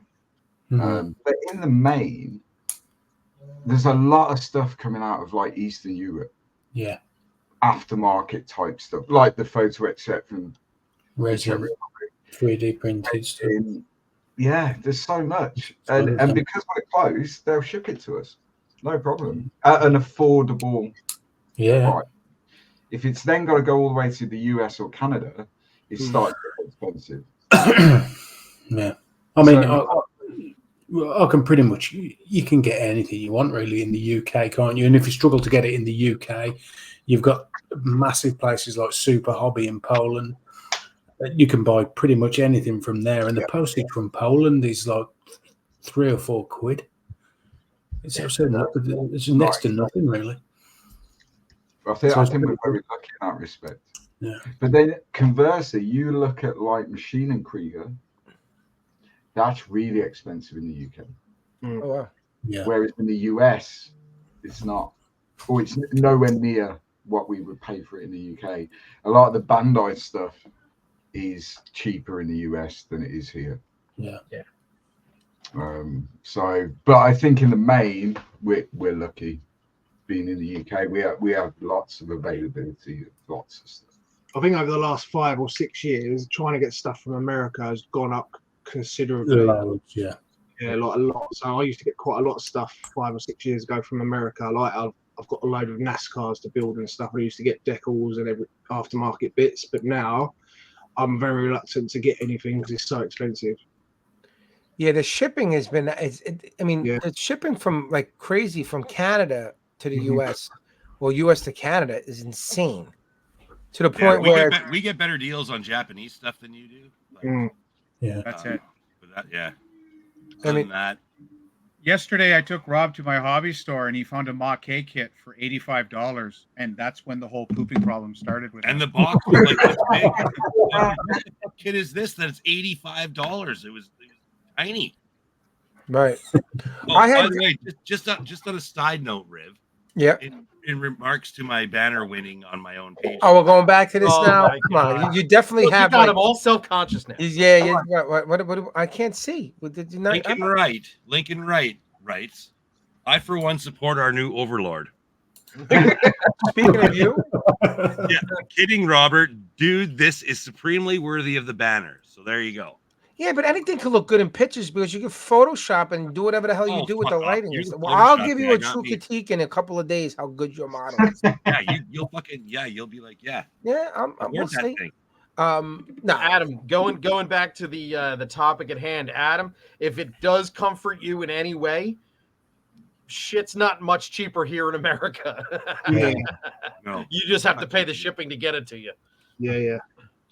Well, listen, I had bought a kit for Andrew Misi, who's a big member of our group, who's a good friend. He's from New Zealand. And Andrew was here stationed in the US for a few months. He actually was on our episode too. And, and Andrew, I wanted to give him something because he's a good friend. And I wanted to, you know, he's here in the States. So I had mailed him. Well, he was in, I think it was in Alabama, right, Frankie of Tooch, Alabama? Yeah, it was in Alabama. And he was stationed in Alabama for a few months. He actually came up to the Nationals that year. And I had mailed him a Suyata, the Panther 148 scale, interior one. And I believe it or not, I mailed it to Alabama the same day I mailed something to my buddy Lou in Jersey. And I'm over here in New York. It got to Lou in like 2 days. The package to Alabama took weeks to get there, right? It finally gets there the day he leaves to go back to New Zealand. Wow. So he's on the plane going back to New Zealand. He gets a text message from one of his his buddies from New Zealand that was still there. Oh, your package came here tonight. So this is the kicker. I sent him his kit. It cost me like, let's say $10 to ship from me down there. The kit's only like $50. It was $85 to ship to freaking New Zealand. Oh, wow. So his buddy was going to ship it to New Zealand. And I said to him, well, listen, it was a gift. I don't want you to spend money for it, especially $35 or more than what the kit is worth. It was a thank you. So I said, listen, have your buddy send you the kit and I'll get you a gift certificate to like B&A or something to offset the cost. And that's what we did. And the point I'm trying to say is not to pat myself on the back for doing that. It's the fact that it cost $80 US dollars to ship to New Zealand. It's crazy. Was it just that kit or was there other stuff with it? No, it was just that kit. That's fucking insane. So our problem in Canada is it is cheaper for us to order from Japan, Hanitz, or B&A than it sometimes is to order from companies within our own country, much less the It US. makes no sense. Yeah, like it makes like no sense. buying from Andy here it's out of the realm. Yeah, No. Andy's hobby headquarters. So he showed up at Heritage Con. He's opened up a Canadian distributor, so it's going to be Andy's Hobbies Canada. He will sell because it is not worth it to buy from him. Steve Munzel, who runs Value Gear, I ordered from him. He doesn't ship to Canada unless we get together as a bunch and do a big order because he said it's just not worth it. I ordered a $20 set of Value Gear, and it ended up costing me almost $60 after shipping. Wow. And Copper State Models, who, much like Mr. Tucciarelli, I absolutely love. I can't order from Copper State direct because the $50 Canadian machine gun kit cost me $100, and because it's shipped by DHL, the wonderful people in the Deutsches Handling business, they will send you a letter saying it won't get through customs unless you pay the brokerage fee of $36. Our local W5 news network broadcast, there's no such thing. They just decide we're going to charge you $35 extra brokerage. Wow. If you don't pay it, you don't get it. And even then, it's no guarantee you'll get it anyhow. Yeah. I don't know. Everything that I've gotten from Red Fox comes DHL, and I've never had to pay. It's like they're holding it to ransom. Well, literally, that's just not just modeling. Anything, DHL is chronic for that. There was a news story that they're holding products for ransom for no other reason. Oh, there's a customs charge. There is no customs charge. Wow. They're just doing it, right? And it's always the same fee. Really? So for us, Rob and I, going to Amps, going to Nationals in the U.S., buying stuff there and bringing it back, we can do $800 without any duty free. So, I mean, it's cheaper for us sometimes to just go to the show, have a great time, see the guys, see other people, see great kits, and just pick up stuff there and bring it home and to order it, and even order within our own country. It's crazy. That's crazy. I mean, DHL, like I order from B&A in Australia a lot. That's one company that I order a lot from B&A, and I always get it shipped DHL. Obviously, the weight of the package is going to determine how much the freight is going to be, but I've never had a problem with a package from them. I'll get B&A. I'll get stuff from B&A in like 3 days. You have to order it from Australia. Like I'll order it's crazy how fast that shit. Right. I mean, I'll order like a Monday at like 8 a.m. Now, of course, the time difference, and then it'll ship by Tuesday, and by Thursday or Friday, the package is at my door. I mean, I'll spend $40 on a package sometimes. Mostly I buy usually like photo etch and some. I'm not gonna say maybe some 3D printed stuff. Sometimes I'm gonna edit that out, but I'll usually get stuff like that's not really heavy, right? Very rarely do I buy a kit from there. Like if I order from Hobby Easy, if anybody ever uses Hobby Easy in Hong Kong, Hobby Easy is fantastic because the prices are amazing. And if you're not buying big things like kits and you're sticking just to aftermarket and things like that, the shipping is cheap as hell. So you could buy like, barrels and photo etch and spend, you're buying stuff from cost and you're spending maybe $15 to ship it from Hong Kong. But if you buy a kit, the kit's $40 and they're charging you $40 to ship it. Yeah. I'll tell you one thing. You remember I was doing those commissioned little dinosaurs, right? I do. So the box that the guy shipped it to me in was like, this big. Like this big, right? I managed to shrink it because I'm like, why is the box so fucking big? So I put it in the smallest box possible. Still cost the same amount to ship it. Same as when I was doing the shirts, I was like, should I just get the envelopes, right? Because that makes sense. It's, just cram it into the smallest thing possible. No, it was cheaper for me to ship them in those pizza boxes that I sent them in. It was cheaper because an envelope doesn't stack. It doesn't do anything, right? So I think they have to handle it a little differently. You could have cleaned the pizza box out before you sent me the shirts. Yeah, you're right. Deep dish or Chicago style or New York style? I usually rinse them out first. Usually. So, and if I may, before we go any further, neither Hobby Easy or BNA have sponsored either one of these podcasts. No. But if they want to, we'd be more than willing to accept products on their behalf. Dude, what's great is Modeling Insanely Pot and the Black Rifle Model Works. Talking about like European hobby shops. I use Jadar Hobbies a lot. I don't know if any of you use Jadar. Jadar Hobbies is amazing because they're able to get Aber stuff fast, whole of stuff, photo etch. And our buddy Chris Green, who's good friends with Santucci and myself, better friends with Toots, but he's a good friend of mine as well. He's in Poland. You want to tell him the story about him looking for that? So Toots will tell the story. So Chris Green's in the city that Jadar Hobby's located. So he's on his phone. He Googles, he searches for it. He gets the address. He goes there and he's looking around. He's looking at the picture of the storefront. And he's looking around. He goes, "I'm on the right street. I'm at the right address." But the picture on his phone and what he sees don't match. He can't find Jadar Hobbies. There's no He store. found a different hobby store there, but no store. There's no store. Yeah. So they're purely web-based then? I don't know, but they have a storefront. They have an address. They have guys that correspond. If you look on Google, it has like a fucking store. Like it's there on the street, but the street doesn't have the store when you go there in person. There's probably some sort of tax reason there that they need to be a bricks and mortar store. So they've just downloaded some. I don't know if anybody's listening knows anything about this. Well, listen, hold on. In Chris Green's defense, he might have been heavily intoxicated because he got arrested a couple of days. No, he did not get arrested. Nope. Oh, he didn't get arrested. Nope. It was what happened. What happened is he learned his lesson. Drinking Polish beer and vodka is not healthy for you. And he woke up in a Cold War era drunk tank. He just paid for the fee for being in there. They picked him up off of. He passed out. Listen to this. Our buddy Chris is a great modeler. He's an amazing modeler. Amazing. And he works. He's a civilian contractor now for the army, and they're doing stuff because of the stuff going on now. And he's in Poland to help like the Polish forces out or whatever it was.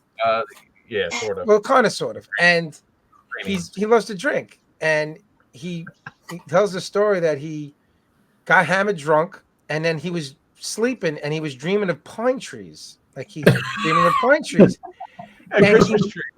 Christmas trees. And he wakes up in a forest. No. He's in a pine bush in the middle of a housing complex. Oh, that's what it was. I thought he was in a forest with pine trees. All right, he was in a pine bush. But coat is missing, his keys are missing, his phone is missing. He walked out onto the main street and he notices this crane. He goes, "Oh, that's where my hotel is." So he backtracks to the hotel.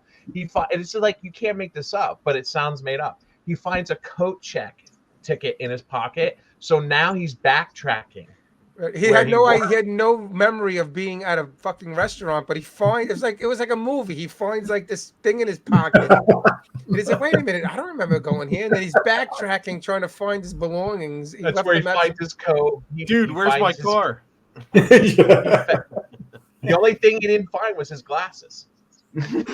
What you're saying is he's a good modeler, but an incredible drinker. Oh, yeah. I can't wait to meet this guy. Yeah, well, he'll be listen, this is the story about Chris Green, who I kind of embellished the story about him running around the hotel in his underwear and knocking on the girls' volleyball team door and almost getting arrested.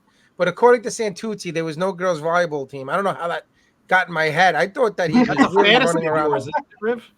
What? Isn't that a fantasy of yours?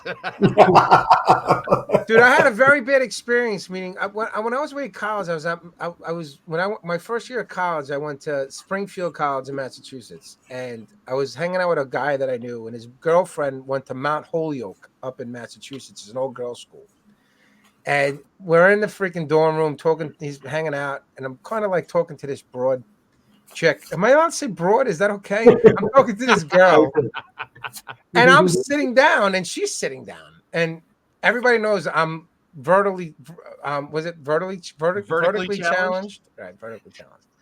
On a good day, I'm 5'6", depends on the humidity level.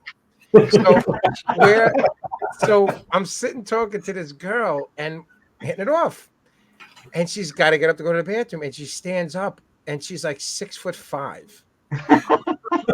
She played for the girls' volleyball team, and I'm like, how is this even going to work? It's not down here. It's not even possible. It's not possible. It's like you can't mate a giraffe with a wolf. They're too big. I don't think the size difference is the problem there. It's probably more of a genetic thing. Well, you know what I mean. I'm not a scientist. So I was like, listen, this is not going to work. So I did have my own foray with the girls' volleyball team at one time, too. But you know what, though? Your knees would never hurt you. You know, Justin, you say some of the most fucked up things I know, man. You really do. Some people think that I say some really inappropriate things or crazy, but I gotta sometimes. That's why I gotta cut you out sometimes. I got 25 years in collision repair. No, but back to the duty thing though. But the shipping is astronomical lately with the shipping. It's really bad. It's like getting worse and worse right now. And even with Rob, like I had stuff for him. I'm like, I'm just gonna give it to him at Amps because I can't ship it. It's gonna cost more than what I spent on it. I don't know how you guys survive with that stuff. It's becoming restrictive. That's the. So, for example, I ordered a Quintus Studios cockpit set for the 48 scales of Ezra Hind that I'm just about to start building. Got loads of shit over that, but that's a different story. Don't support but Quintus. the set itself that I found at Super Hobby no, I didn't. I found it at some random Greek website. It's great. There you go. Yeah, that had it. The only ones for that version of the Hind. They were the only people that had that set. The set itself was, because they've gone up in price massively, Quintus stuff. I think it was like 40 euros for the set. Shipping from Greece to the UK was 38 euros. It was the same price as the fucking cockpit set. But they're the only game in town. Have you tried Red Fox? Did they have anything? Yeah, they don't. Red Fox don't. They do Hind, but they don't do for that version, which was the issue. But Quintus stuff's gone through the roof, price-wise. Yeah, it has. Really has. Well, it's Russian. Well, yeah, that'd be why. Sanctioned all over the place, right? So no, apparently they're not Russian. But I don't think Quintus are Russian. We found this out. They are Russian. They are Russian, but they're registered in Kazakhstan, aren't they? Kazakhstan, that's it, yeah, because we were. They are Russian, but they just moved. Horror accents and stuff. That's where Borat comes from. Borat. It's a Russian business. Yeah. Russian owned, but based in Kazakhstan. That's right. A lot of companies have shifted the stuff over there. Yeah. Yeah, absolutely. Okay, well, I'm sorry, I just got a message from somebody. I was just responding back to them. Anything else we want to talk about? Come on, there's got to be one more nice little thing we can talk about that we can clip in here and edit and have a couple of laughs here.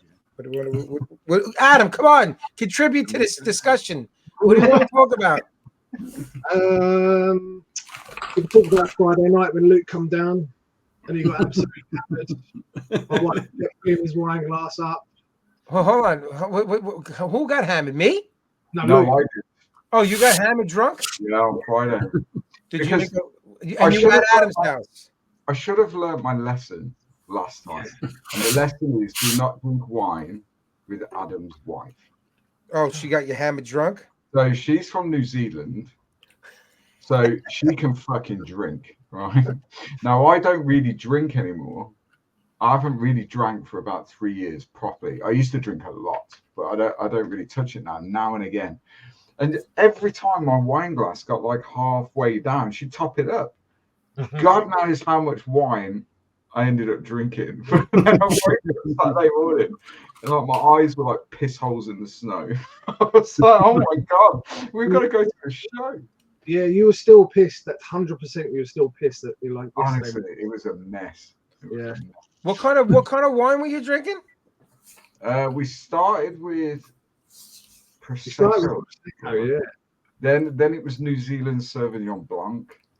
Then it was God knows. And you had about 4 beers as well. 4 You beers. can't mix beer and wine, man. Are you crazy? Well, listen, Rob Adams can, because he's got like some weird like Komodo dragon stomach that he can just put acid in there. And In case you're wondering, Rob Adams has finished his 4th vodka cooler and is upstairs currently smoking a berry cherry 35% THC joint. So you know what I got to deal with when I try to do this podcast? What time is it there, Frank? it's 5 o'clock. He's actually talking to my wife about dinner right now. She's just chatting with him. And that's before he's actually in We've been recording about an hour and a half. If this is able to be edited and clipped, it's about an hour and 10 maybe. I wouldn't even worry about it, Rob. Like I said, do this as unplugged. It is unplugged, but I also want to make sure that I still got to make you sound slightly good. No, you don't. I've got a topic. So, how do you think? Because you guys are so embedded now in like the social media side of the hobby with the podcast and everything else. You know, Rob's group's got what, 9,000 members? Rob Adams' group has over 9,000. Model Makers Union, yeah, over 9,000. Yeah. Good thing or a bad thing for the hobby? I mean, listen, I think the numbers for something like that is very deceiving. I mean, you heard me go off on that whole Ali Clarecki or Clarecki or however you say that guy's name on the art of modeling, where it's all like, I'm not saying that obviously Rob has a legit 9,000 people, but some of these groups have so many people, but they're not active. Yeah. Right. So there you have these members in your group, but only a handful, 100, maybe 150 guys might be really looking at the page. Maybe it's because of the algorithms in Facebook. Because I got so much, I don't know, maybe it's something recently when it comes to Facebook, but I don't see a lot of stuff anymore. Because I got so many people, I got so many friends on the friend list now through the hobby that it just overtakes my feed. That I don't see posts coming in from groups and things like that. So I don't know if it's an algorithm thing, but you're really not getting, if you have 9,000 active members, you would have like thousands of posts a week. You know? Yeah, easily. Yeah, I think that's it. People join groups, but then they're inactive. Right. You know, they're voyeurs almost. You know, they're just, yeah, it's a big thing. I say that about my face. So I've got a personal Facebook page where I put my models and stuff. I've got over 4,500 followers on that page that look at my work. And if I put something up, I'm lucky to get 10 comments out of 4,500 followers. Right. So it's kind of a similar sort of thing, I think. That's the nature of it. Yeah. I get more active. See, I don't know if you guys have your own dedicated modeling page. No. So I got like, I think I'm almost at 3.7 thousand followers on my modeling page, which is good, but it's nothing compared to like some other guys that have like 10,000 or whatever. I mean, when I make a post on a build that I'm working on, or I'm sharing something model wise, I'll get like, you know, anywhere from 250 to 500 reactions, likes, hearts, whatever. Maybe depending on how good the build is or interesting that it is, it might get maybe 30 to 40 comments. This is on my own page. Now, I usually spam that a little bit to some of the groups just to give content. So if I share that on, let's say, Tamaya Model Magazine, and it's getting a good reaction on my page, and I put it on Tamaya, I might get anywhere from 50 to like 100 likes maybe on Tamaya. But there's 100,000 members on that. Yeah, I was going to say there's a big number of members there. But then there's another group, let's say, like, for instance, the Model Makers Union. And I wish Rob was here because I need to bring him down to reality. But I'll post on there and I might get 6 likes or 10. Yeah. There's 9,000 people. I'm not saying that you need to like everything that comes across the page, but there has to be a little more than 10 interactions on a page. Maybe a lot of the people in the Models Makers Union listen to our podcast and don't like how much crap you give Rob. Because I know my sister-in-law wanted to bust your ass after you spoke to me on the first podcast. What did I say? Just saying, you're pissing off the French ladies. But what did I say that was bad? I didn't say anything bad about you, Frank. It just becomes noise. I just said that I had you on the podcast because I was sick and tired of Santucci trying to give you a shout out all the time, and that if I got you on the podcast, I can keep an eye on you. Don't break the bromance here. Don't break the bromance. Steve and I were meant to hang out together. Frank, he puts you on the podcast, and you get the banner. Not once, but twice. Yeah, he gave me a shot. So then I sent all the Stoogs I ever built to Steve, and he started rotating them on the banner just to see if Rob would notice. We like to do it our way. I wasn't happy, but yeah, but again, with the groups, like Instagram, like I try to link. I don't know. It's weird. I have a hard time figuring out how to post on Instagram. I know it's easy. I don't know why I have a hard time. Maybe someone needs to give me a tutorial. I really struggle with Instagram. Yeah, it's like it's all hashtags and at this and at that, and I don't have time for that shit, man. I don't have time for it. So I know everybody's like, oh, you know, if you want to share your models and stuff, Instagram is where it's at. You get a lot of interactions on Instagram. I'm like, dude, I have a hard time even posting on Facebook. I'm going to do Instagram as well. I mean, Justin's got his own Ryan Model Worx page. Yeah, Frankie's got the model. Doesn't get a lot of interaction too often. You guys don't, Luke? You don't have your own model page? Adam, Stewart, you guys don't have a model page? Adam has his own. But then we have obviously the group. Stu's got his own Instagram, G-Scale. But I just post on Black Rifle Model Works, really. This was your page technically, wasn't it? Yeah. Sort of. Yeah. Technically. Sort of. Yeah, I've got my own. But again, like we don't get loads of interaction, really. I mean, the YouTube channel's got what, 3,500 subscribers. Like an average viewing is like 500-600 for a video, and maybe 10 to 20 comments. The Zvezda Hein got a lot of comments, but they weren't from we're looking. See, I have a YouTube channel and I've neglected it and haven't done anything with it because I just don't have time.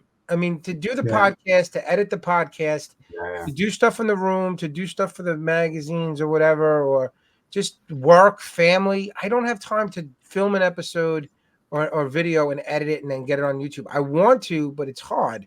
But some of my videos, I don't pay attention. I'm like, holy shit, this video's got 4,000 views. I only got like, I was like, how the hell has it got 4,000 views? But it's also named too. I mean, when you talk about it, people want to look it up. But I think you should be getting more views on your channel. We got to bump that up a little bit. To be honest, I don't think that we spend enough time editing and the production value, if you like, of a video. Right. Because we all work. We've all got a full-time job. Right. I don't have time to sit and edit a video for 10 hours for a 30-minute video. And I think that's why I think that the views on those videos are as low as they are, because actually the production value just isn't there. Right. Does that make sense? It does. It doesn't. Well, you look at other channels and like it drives me nuts. So there's certain channels that are based in the UK modelers that do live streams like all the time. They're going live every day, or certainly every other day, and it's just solid gold shite. It really is. It's just crap. Don't start trouble here. You want to drop names? No, I'm not going to do that. Right. It is just complete crap. But they seem to attract like this massive audience and interaction in their live chat and stuff. But actually, if you watch it and you look at the live chat, you're like, I wouldn't want those people in my live stream anyway, because they you know what I mean? But so, and I think anyone who's got a smartphone can go on YouTube. Anybody can go on smart. But I think the production has a big thing to do with it. I mean, we'll look at some of the bigger YouTubers out there. Obviously, Plasmo. You mean me? Oh. Rob Adam, which is, you have no production either, Rob. But you that one. You know, I want to digress just one bit because I got to bust Luke's balls. So he did a video, his year in review, and he was off broken there for a bunch of months, right? So you were working away, and you had all kinds of time to build like 28 models or whatever it was for this year. Yeah. And throughout all of those models, you did not include your turkey shoot build. No, I didn't. I totally disappointed. I told him that. But in my defense, what I did do yesterday, my Mac build for the Insanity podcast shoot build and my turkey shoot build, I put into the comp and they both placed. There you go. Nice. Yeah. Hey, you didn't give us any recognition for even inspiring you to do those builds. Young grateful bastard. I'm gonna give Luke the ungrateful bastard fucking thing that I do. No, it's all right. You're forgiven now. Luke is frozen on my screen. Is Luke still there? Oh, yeah, Luke is there. You were frozen for a second there. I thought we hurt your feelings or something. It's because I was embarrassed. No, it's less. But I was a little disappointed when Rob Adams told me, he's like, Luke did a video of his year in review, and he didn't mention this turkey shoot build. I was like, that bastard didn't. I was like, oh my God, I got to have a talk with this guy. And I actually said, I told you. Yeah, you didn't even fucking talk about it. I was like, Rob Adams told me you didn't post the turkey build, and I'm a little disappointed in you. So, Rob. Well, that's because that was special. That didn't count. Well, hey, but that proves to you, Luke, that I watch your shit, right? So yeah, exactly. Yeah. Right. Listen, the Marquee, listen, we try to get involved in group builds. I mean, we got the Red Beach One Studios with Rob Burnside, who's a great guy. Rob's going to come on our show eventually. I don't know if you guys know Rob, Red Beach Studio. He's a great guy, and that World War One group build is good. We have the Marquee group build, right, Justin? And that's going to be. That's interesting because you did that as like a little piggyback off of our Lincoln Wright episode. Yeah. And who's a great guy. That Lincoln Wright episode was fantastic. That's actually fastly becoming our best episode when it comes to listens. Maybe because it's the person who was there, because Lincoln's a great guy, knowledgeable. Yeah. Well, he draws the people, but I've actually gotten feedback from various other people that said that it was an awesome episode. It was. He broke my balls a little bit too. He's very natural. Yeah, we broke him out of his shell because he was extra natural with us. Yeah, your and him and Frankie, fucking, fat bastard. Shit. The way you guys are on your podcast is very natural. Right. Yeah. So that allowed him to be himself. Right. Would not come right out with the sumo buttholes. Yeah. Well, just like how we came into here, like you got a guy like Lincoln Wright, who is a very big name in the hobby, at least in that Marquee world. But he's got a fact book. He works for AK. He's got a name for himself. He's a great modeler. We didn't do like some pre-interview. We said, hey, listen, you want to be on the show? He's like, yeah. I go, Justin set it up. We're recording at, whatever time it was for him and whatever, because he's in Australia at the time. 10 a.m. Whatever. The guy got on. We spoke for like 20 minutes. I said, Luke, you listened to the podcast, right? He goes, yeah. I went back and listened. I said, we're winging it. Just have a good time. Within 5 minutes, he realized this is going to be fun. Oh my God. Yeah. And you don't even know what I edited out of that podcast. There was shit that I Yeah, didn't put in. absolutely. Well, you remember when he asked how long it would take, and we said 2 hours. He's like 2 hours. He was disappointed. He was like not happy about that 2 hours. When we got to the 2 hour mark, I think Jesse said, "Well, we're at the 2 hour mark, Link," and he's like, "Oh, we're not done, are we?" He was like not wanting to He finish. wanted to keep No, going. he Yeah. wanted to keep going. I So was trying to be respectful of his time. He goes, "No, F that. We're going." he's just a great guy, and he comes into our build rooms from time to time now. Now he really enjoys hanging out. I think he was just being a spy so he could create his own Discord. He did that. Did he make his Well, own he Discord? has been. Yeah, he has been. Yes. He has been developing some things Yeah. since that. That's all right. Again, I don't mind being an inspiration. You know what I Don't mean? worry And about it. I'll have a talk Like, with it's that like guy. why we don't see Meezy anymore. He's busy doing his own Discord over in Fucking New is Zealand. different. Oh, no offense, Adam, because your wife is from New Zealand, but who fucking cares? He's on all. He's a what's they called, a Kiwi? Kiwi. Asshole. Let him He's go do his own actually- thing. Andrew's actually got a Another Discord got build room going right now. Who? Misi? Yeah. Yeah, it was a special Sunday afternoon Discord build room. Are you serious? I'm not. Am I part of this group build? This build? No, room? it's his local. You were It's invited. local New Zealand shit. How do you know that he's got it going? How do you know He's what's got a going on? new girl. He's got a new girlfriend. We're fucked. Okay. What's wrong with that guy? You don't. Remember that night he got off real quick? He goes, "Model building with the girlfriend. Bye, guys." Yeah. What's wrong with him, man? I'm not happy. But anyway, back to Lincoln Wright. So the Lincoln Wright Mach-K build has got, it's pretty cool because we got the Luna Combat book that's signed by Lincoln Wright as a giveaway, as well as the 2 new kits that are coming out. Right, Justin? There's a new Folke kit coming out, Yeah, it's a 35th scale Falca kit. and another model that's coming out or something, right? 35th scale Grosser Hund. Right. So Yeah. these 2 models are going to be giveaways as well as the book, but the person who's just is going to be giving that away or determining the winners is Lincoln Wright. Yeah. Yeah. Yeah. I mean, that's It couldn't be any more perfect, could it? Really? perfect.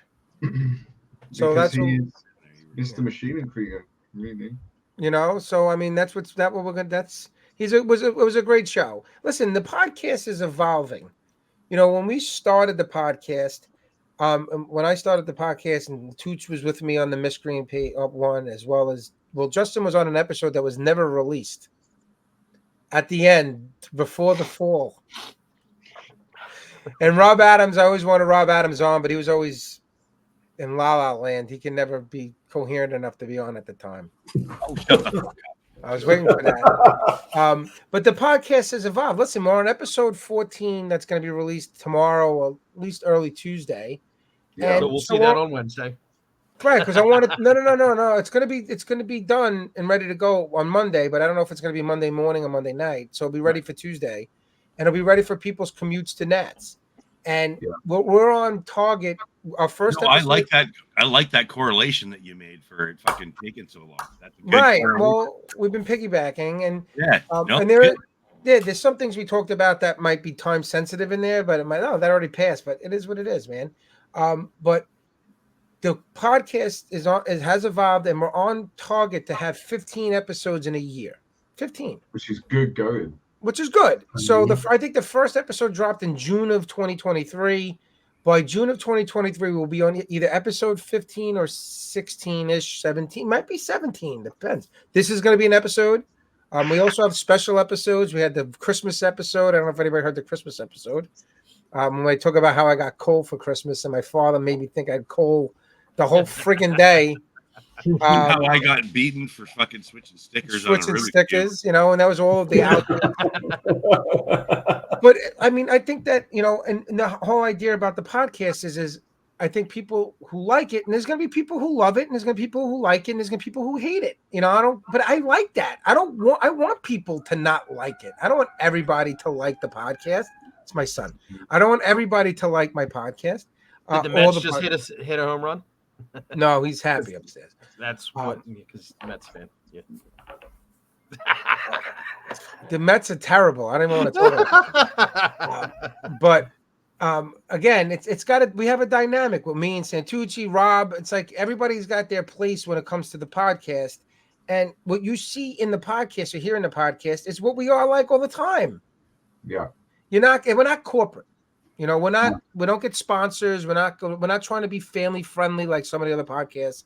And I respect that. Like the other podcasts, they have a format, they stick to it.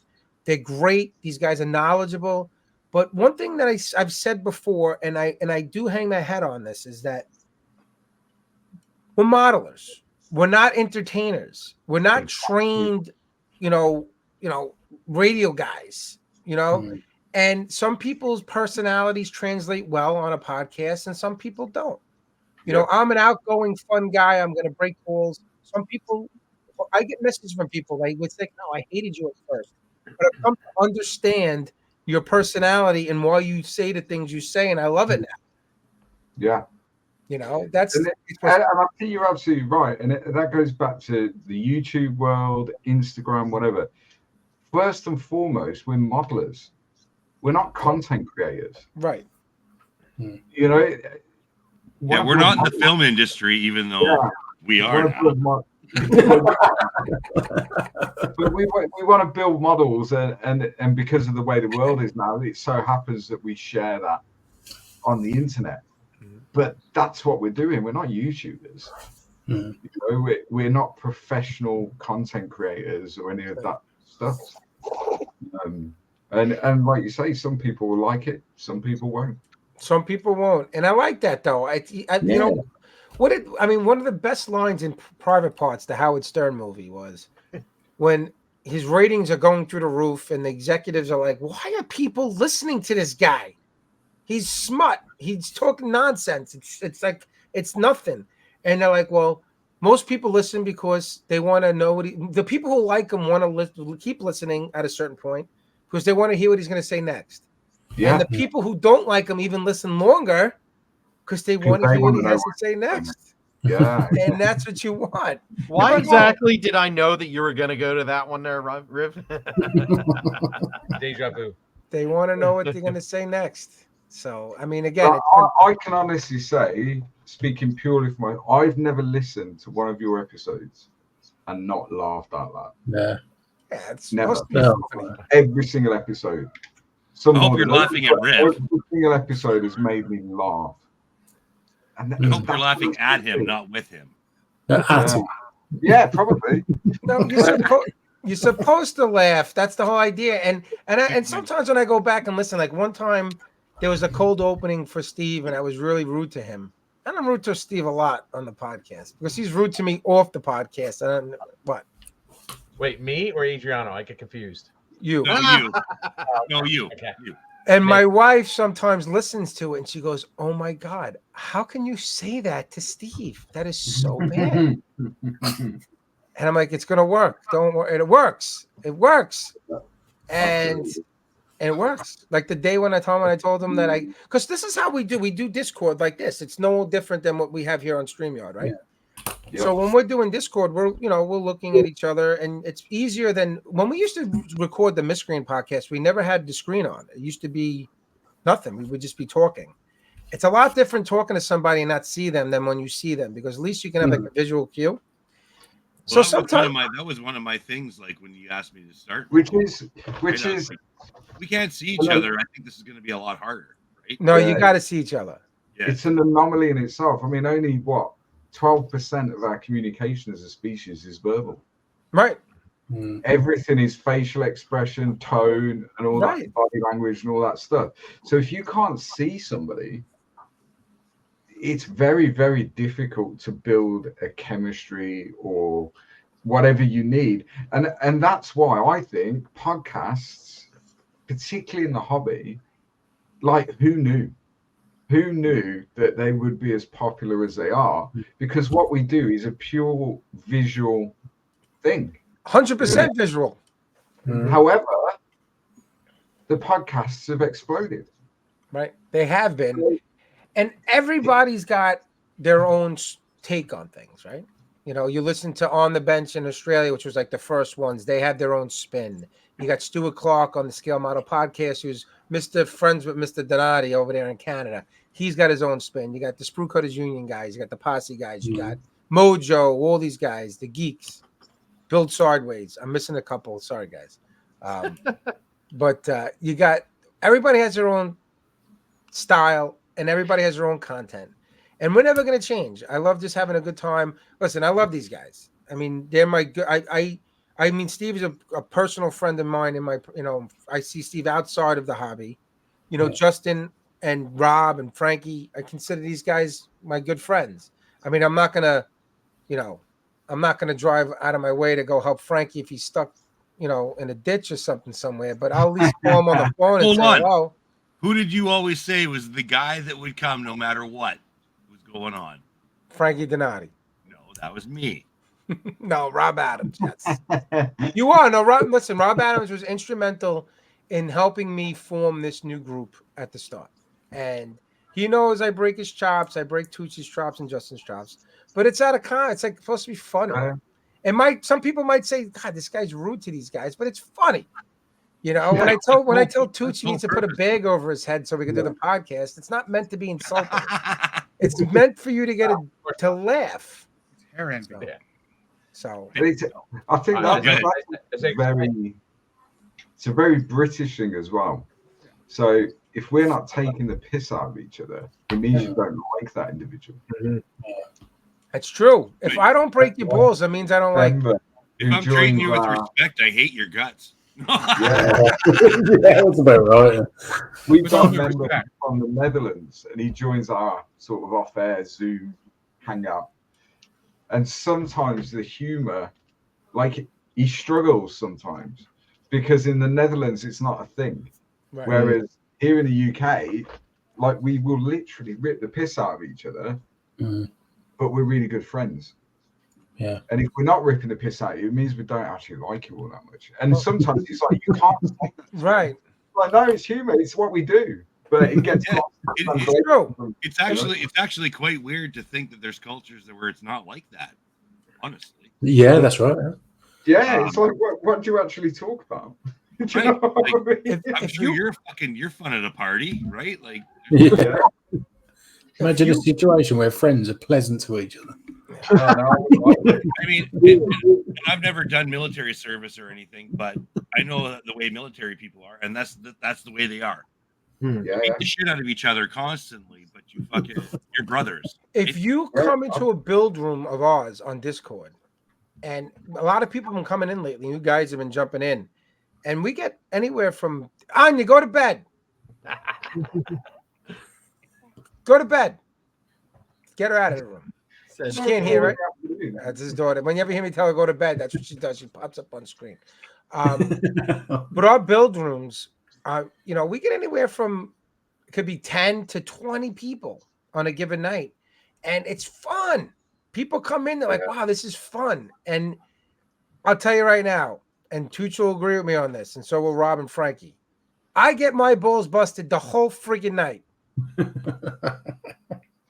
Not true, Tooch. I just sit there and I'm trying to build and trying to concentrate while these guys are taking shots at me.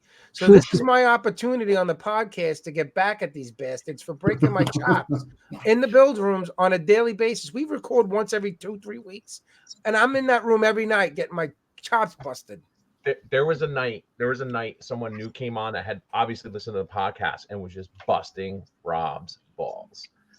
Like throwing back everything Rob does to us on the podcast, he was throwing back at Rob, and you can see Rob was visibly getting bothered by it at one point. But it was like, I'm thinking to myself, what do you expect? That's how you sounded. I was like, who the fuck is this guy? Trying to do the same thing with you, and it's like, why is everybody busting my balls? Well, because that's your persona. Get used to it.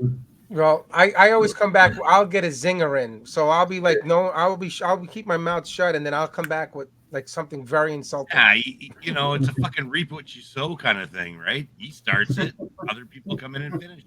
Oh, hold on. Everybody sees it's 2 hours into the recording. Rob Adams is slowly falling into the abyss. Listen, talk. Actually, you're probably right. Rob, hold on. Whoa. I want you to do something for me. And this is going to be we're going to kind of end it in a few minutes, but this is what I want you to do for me. You ready? You with me? I'm ready, Captain. I want you to say the alphabet without singing it right now for me. A, B, C, D, E, F, G, H, I, J, K, L, M, N, O, P, Q, R, S, T, U, V, W, X, Y, Z. This Zay? guy, We So say that. you're a functional this alcoholic. guy is Yes, very functional. Now, No, I, the only thing you can see is his hand has actually been stroking my thigh for the last 4 minutes. Oh, fuck. But anyway, I did get the Black Rifle Model Works shirts. I know that we talked about this. Luke sent me shirts. I got a shirt. Everybody got a shirt except Donati because he was not part of the podcast at the time. So What size are you, Frank? 2XL. He's about 9 inches. Thank you, Justin. we have more. We Be a have little more. tougher for you at Amps. We have more stuff coming after after Nats. We're going to be putting in. Everything's going to go at Nats. The show hasn't even come, and I've already given a bunch of stuff away. But we're going to get after Ants Nationals. We're going to be putting another order in of all sweatshirts and T-shirts and stuff. So when that stuff comes in, Luke, you give me the sizes of the core guys. And We'll I'll get them send here because shipping is too expensive. You guys are gonna have to come to us to get them.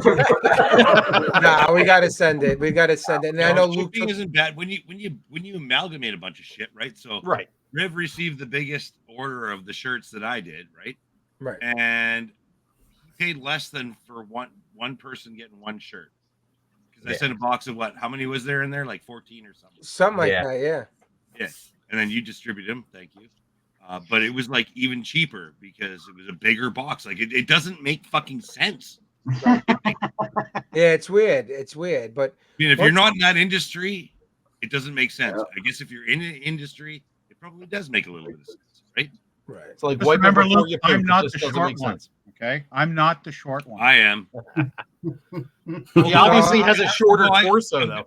I'm gonna get to pat Riv on the top of the head, and that never happens for me. On my little bald spot I'm here. 5'8" and he's 5'6". I'm like, no shit.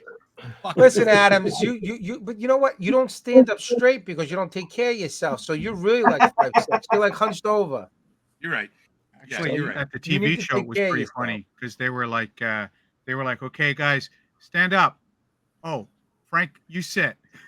I'm serious. Like, Rob, you stay standing. Frank, sit down. Oh, that's better. Yeah, because like all of a sudden his head's out of the fucking shot because the camera. Now Frankie is a giant. I'll climb Frank at some point at the Nationals. No, stop. Climb him. Is that when Adams and I are going to be hitting the taco bar and you're going to be hitting the regular bar? Well, you know what? You're going to find Donati and climb him. There's almost 50, I think there's, like they said, between 45 and 50 people signed up for this thing on Friday. They better have plenty of tacos. I don't care about the food. The food I don't do. care about. I love tacos. Dude, it's a restaurant anyway. I care about the fucking food. Justin, don't worry, he can climb. I got a 9-inch handhold. Well, we got segued in. I was trying to finish the point here. We're trying to kind of close off. But once we get back from Amps, Luke, you got to give me everybody's sizes, and I'll send everything out for you. Don't worry about it. I got you. All right. We'll wear them at Telford. Whatever, and I got our shirts that we're going to be bringing to I got for the Nationals. I told you, so we'll be good. Oh, if you're going to wear them at Telford, that's some good exposure there. Thank you, sir. Well, at least a stick. I'll give you some stickers or something or whatever. Yeah, we'll do. We're trying to figure some. We're going to get some more stuff made. I might get some other things made. Throw some of those poker chips in there for them to give out too. No, I'm not going to. I think that you guys should do poker chips. That actually wouldn't be a bad idea. Poker chips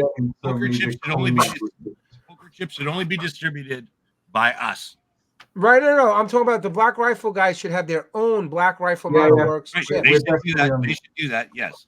Shut up, Rob. Send them all over the fucking world. For people to give away. No. We will have either coins or chips for Telford. Yeah, no, that's good. And when I ordered the chips here from the company here, they were having a sale and then like another sale that weekend I bought them. So I was able to get 225 chips for like 133 US dollars, which is not bad. That's not bad. You can't do that. You know, so and we gave away 10 at the last show. I know that we're having a debate of how many we should give away. Someone's like, oh, only give out 4 or 5 at the. I'm like, no, it's the Nationals. We'll each get like between 5 and 7 chips and we'll give them out, right? How many chips do you think is too much? Is 30 too much of the show? 20 then? 30, I think that would all depend on the size of the show. Yes. It's going to be about 70. There's going to be between 700 and 800 models. For example, if I put out 30 chips at PenCon, that's a third of the models that are at the show. That's too much. You know what I mean? So there was 500 models of MosquitoCon. We gave out 10. Yeah, that's about right. And Yeah. I think the geeks gave out like 5 or 6. Because you want it to, you still, exposure, yes, but you do want it to still mean something. Right. Right. You can't be handing them out to fucking every Tom, Dick, and Harry out there. Fuck. Right. So. Yeah, I like the way this branch looks on your diorama. You have a coin. Here's a ship. No. Listen, everything that got a chip at MosquitoCon, and I posted the stuff that my kids went to. I know Tooch posted. I think that everything that got a coin was really good. It was acceptable. Honestly, and I think we should each just make our own investment. I think colors would be a good thing. If you guys want to do that, you're more than willing to. I can give you the link and the logos are uploaded. Yeah, But I'm gonna order some. Just they don't necessarily have to go to the best model or the most exceptional. It can go to someone who did a good job that's trying to, which is the good. I think good as well. Yeah. It doesn't have to go to the best. It's about recognition, right? Because then like Steve Santucci would never get anything. No shit. Sorry, I couldn't say that without laughing. I'm sorry. Tooch. No, you do good work, Tooch. No, but depends on the day. I will say, like I had 5. I gave one to my friend Sean, who's in our core, and I went around and we agreed to kind of do it after the judges were done. And it was hard. It was hard. There were a lot of good stuff on the table. It was like hard because you wanted to make sure you made a good choice. And it took a while, and I was down to 2, and I go, "Here, Sean, have another one." He goes, "Oh, damn it, really?" Same thing. I gave it to Martin. I didn't want to go through that bullshit either. I gave it. No, it was interesting. All 3 of us kind of, without realization, gravitated to the same models. Yeah. Like Sean goes, "Did you put that one down?" I said, "No, it must have been Riv." And I put one down on one. He goes, "You put that one down?" I was going to put it down on that one. So we were kind of like in sync without knowing it. So our club in London, when we were at HeritageCon, my London IPMS chapter, we did the poker chips and we got them. We did the same thing. And I did find that a lot of us gravitate because, good things are good things. If someone does really good work, we all recognize that really good work. But I never felt the need. I never felt the need to do the right choice, because if I liked it and I felt it was worthy of a chip, that's the right choice. I like it. My word to them. But we definitely do have a tendency to pick out, like, the cream definitely rises to the top. Yeah, it does. And I've discovered that too because there's a couple of shows that I sponsored the award, but I'm actually there to pick the award. Nobody else gets to pick it. I get to pick it. Yeah. And turns out that fucker got everybody else's award too, right? I mean, it's just the way it is. Sometimes a guy just walks in there with something that just fucking smacks the pants off everyone. Right? And I think if you understand modeling, then when you look at something, it's good. Yeah. So someone else that understands modeling and the processes that person must have gone through to create whatever it is, naturally those people are going to be drawn to the same builds. Yeah, like a walker in or off the street doesn't necessarily know what they're looking at. No, so it could be the greatest thing, it could be the coolest thing. They have no idea what the fuck they're looking at. And often that's where because there's one award that's done by just walk-ins only.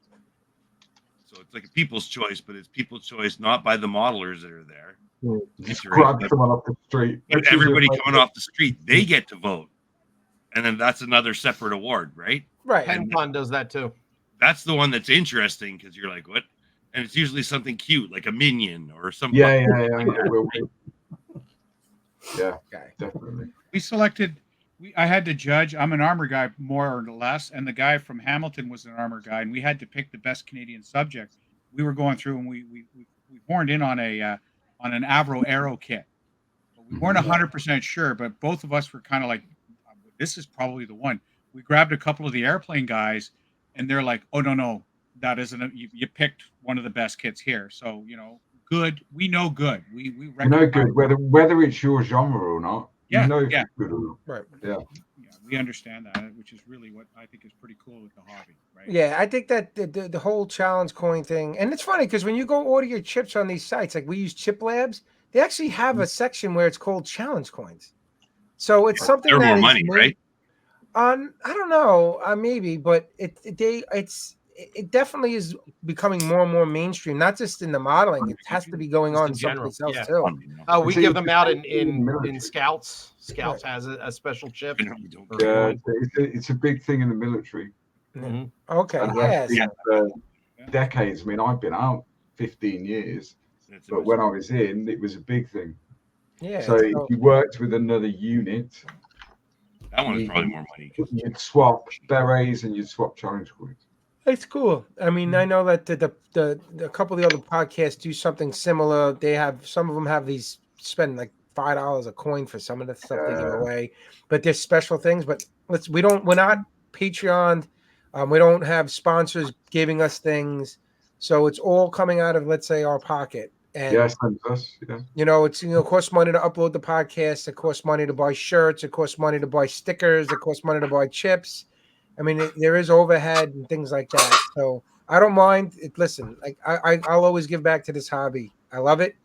I love the people that are a part of it. And this is my gateway drug. This is what makes me, like, everybody knows I'm a cancer survivor. So when I was really sick and getting back and getting healthy again, I don't know what I would have done if I didn't have this hobby. I'm not talking about sitting down talking in a build room. I'm talking about just like concentrating and making a model and enjoying yourself and not caring what other people think about what I'm doing. I just built and had fun. And I'll always. What's that? It works. It is. I mean, we don't need to go into it now, but it's no secret. It's on the YouTube channel and other channels where I've spoken, but I'm a little bit different. I didn't really do it as a child. Right. I found it probably 4 years after I left the army, just by random. I was just walking around at a store that we have here that's all hobby related, bored. But my life was a fucking mess at that point. You know, I was struggling to be a civilian. I was struggling to just function because I'd never done that before. Right. And if I hadn't have found this, 10 years ago, 11 years ago now, two things would have happened to me: prison, or I'd be dead. God bless you, Luke. I know we talked about that. Yeah. And it's only this that sorted that out. And who would have thought that putting little plastic tanks together and little plastic soldiers was that powerful? Dude, I remember one time, I've been with my wife a long time, and not just married, but like, we dated as young, early 20s. And I remember one time, now my wife can give two shits. She's like, oh, she passes out like 8:00. But back in the day, like years ago, she'd be like, you got to make a choice. And I'm like, listen, Deb, I'm telling you right now, you might not win this choice. I'll never give up this hobby ever. Yeah. Like, it's a part of it. I've had a very similar conversation about 48 hours ago. I will never give up this hobby. My wife is awesome. My wife is great. The guys know Deb, and she's awesome. My wife, she puts up with me, man. She's gonna go when it's time, and she goes before that pearly gate. St. Peter's gonna be like, holy shit, you were married to Rob Riv. You don't have to wait. You're going right in. So I mean, listen, she doesn't. I can buy what I want, do what I want, whatever. She doesn't say anything. She doesn't care. Have fun. Are you okay? Yeah. She brings coffee down to me. I make a stupid comment. Everybody sees her smack me in the back of the head while I'm building. How many times do I get hit to? Do not text my wife. Don't text her. Rat. This guy's a rat over here. God forbid I say so. God forbid I mention anything anything about Steve Santucci. I think there's something going on with these two. If I say one bad thing about Steve Santucci, she's like, what? Her ears will stand up. You talking bad about Steve? The teachers union. Like, this guy's a jerk. Unspoken chapter. So, it's a great hobby, and we just got to give back. And that's what the podcast is about for us, is just giving back and having fun. I want people to enjoy themselves. Our build rooms are meant for people to have fun. And when we go to shows, I want to have fun. That's it. Just enjoy ourselves. That's it. That's the name of the game. One day I wish I can meet you guys in person. I got to break your child in person. We're going to have to come that way, though, aren't we? You're going to have to come to the United States. Pick a day. In 2025, Virginia, IPMS Nationals. That's where we're going. East Coast, we're going to be going. Pick a day and Riv will take you out to Tummy Sticks or whatever the hell his ramen place is. Spoon Sticks. Oh, dude, Tower Spoon Sticks. Spoon Sticks. halfway through dinner, what do I order? 2 orders of what to 2 go? orders of kimchi fried rice to go. Steve Santucci. Now doesn't even hesitate. Yep. Place is fantastic. I've never taken anybody to that restaurant who hasn't loved it. So it's a great place. All right, so we want to wind down here. We've been going for 2 hours. Yeah. I mean, I think I can clip it a little bit out of here a little bit, make it a little more jointed a little bit. I think I might be able to do it, but I can't Rob's been making it jointed all afternoon, so why Dude, not? I'm looking at our thing. There was right now at 5 o'clock. There was 6 people in our building without us in there. So Yeah, They don't we were need just us. talking about that. That's actually pretty cool that they just. Yeah. I like it. It's open for anybody. You know, that's what We it's didn't about. tell anybody we're recording. That's why we're not there or anything. But No, I didn't tell. I don't think carry I on told without anybody. us, and that's the way it should be. Yeah. Right. Just like Model Makers Union can carry on without you, Rob. I think it's self-sufficient. shit. Right, usually on April Fools, I say that the pressures of work and my wife's pissed off that I spend so much time. I'm just going to give up the page. Does anybody want to take it over? Right, And no one says I can anything. pass the torch, and obviously you get kept called out pretty quick, right? But some people are like, "Here's my fucking email and shit. I'll take the group." No, you're fucking not taking the group. You don't even know it. This is the other thing, and then I feel every time we try to sign off, something else comes up now. You know me how long now? A long time. Well, yeah. Yeah, well, I consider you a good friend. I help you out a little bit here and there too. Had some good conversations, whatnot. I get you shit. I'm bringing stuff to you at the Nationals. You have Justin Ryan. You have Justin, who you don't know nearly as long as I do, as a moderator on your MMU page. You never asked me if I wanted to be a moderator. There's nothing moderate about you, buddy. Why didn't you ever ask me? The first person I went to when I started the Insanity to do everything was you. I get that. Okay, so I'll put him on the spot here. Why, George? It's because Justin was being outspoken and going after shit, and you're like more outspoken. And I was like, I don't know if I'm ready for that. No, first of all, I don't want to be a moderator. I'm breaking your balls. I don't want to be a moderator on your page. No, it's just more. I don't even moderate our page. You guys handle it. I just fucking handle the ride. I do enough for this working podcast. into an A10. That's why we like having him there. Yeah. No, Justin was like, "You want me to pop smoke and shit?" And I'm like, "Yes." You know what? I want to mention. Hold on. I want to mention one other thing though, Luke, too, and this is on a serious note. Yeah. What you guys did last year when it came to the fundraiser.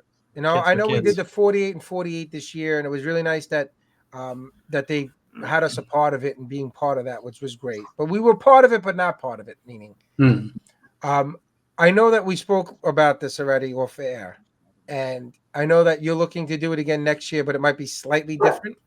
Yeah. You got to try to figure out who you want the donations to go, and what the parameters of it would be. Yeah.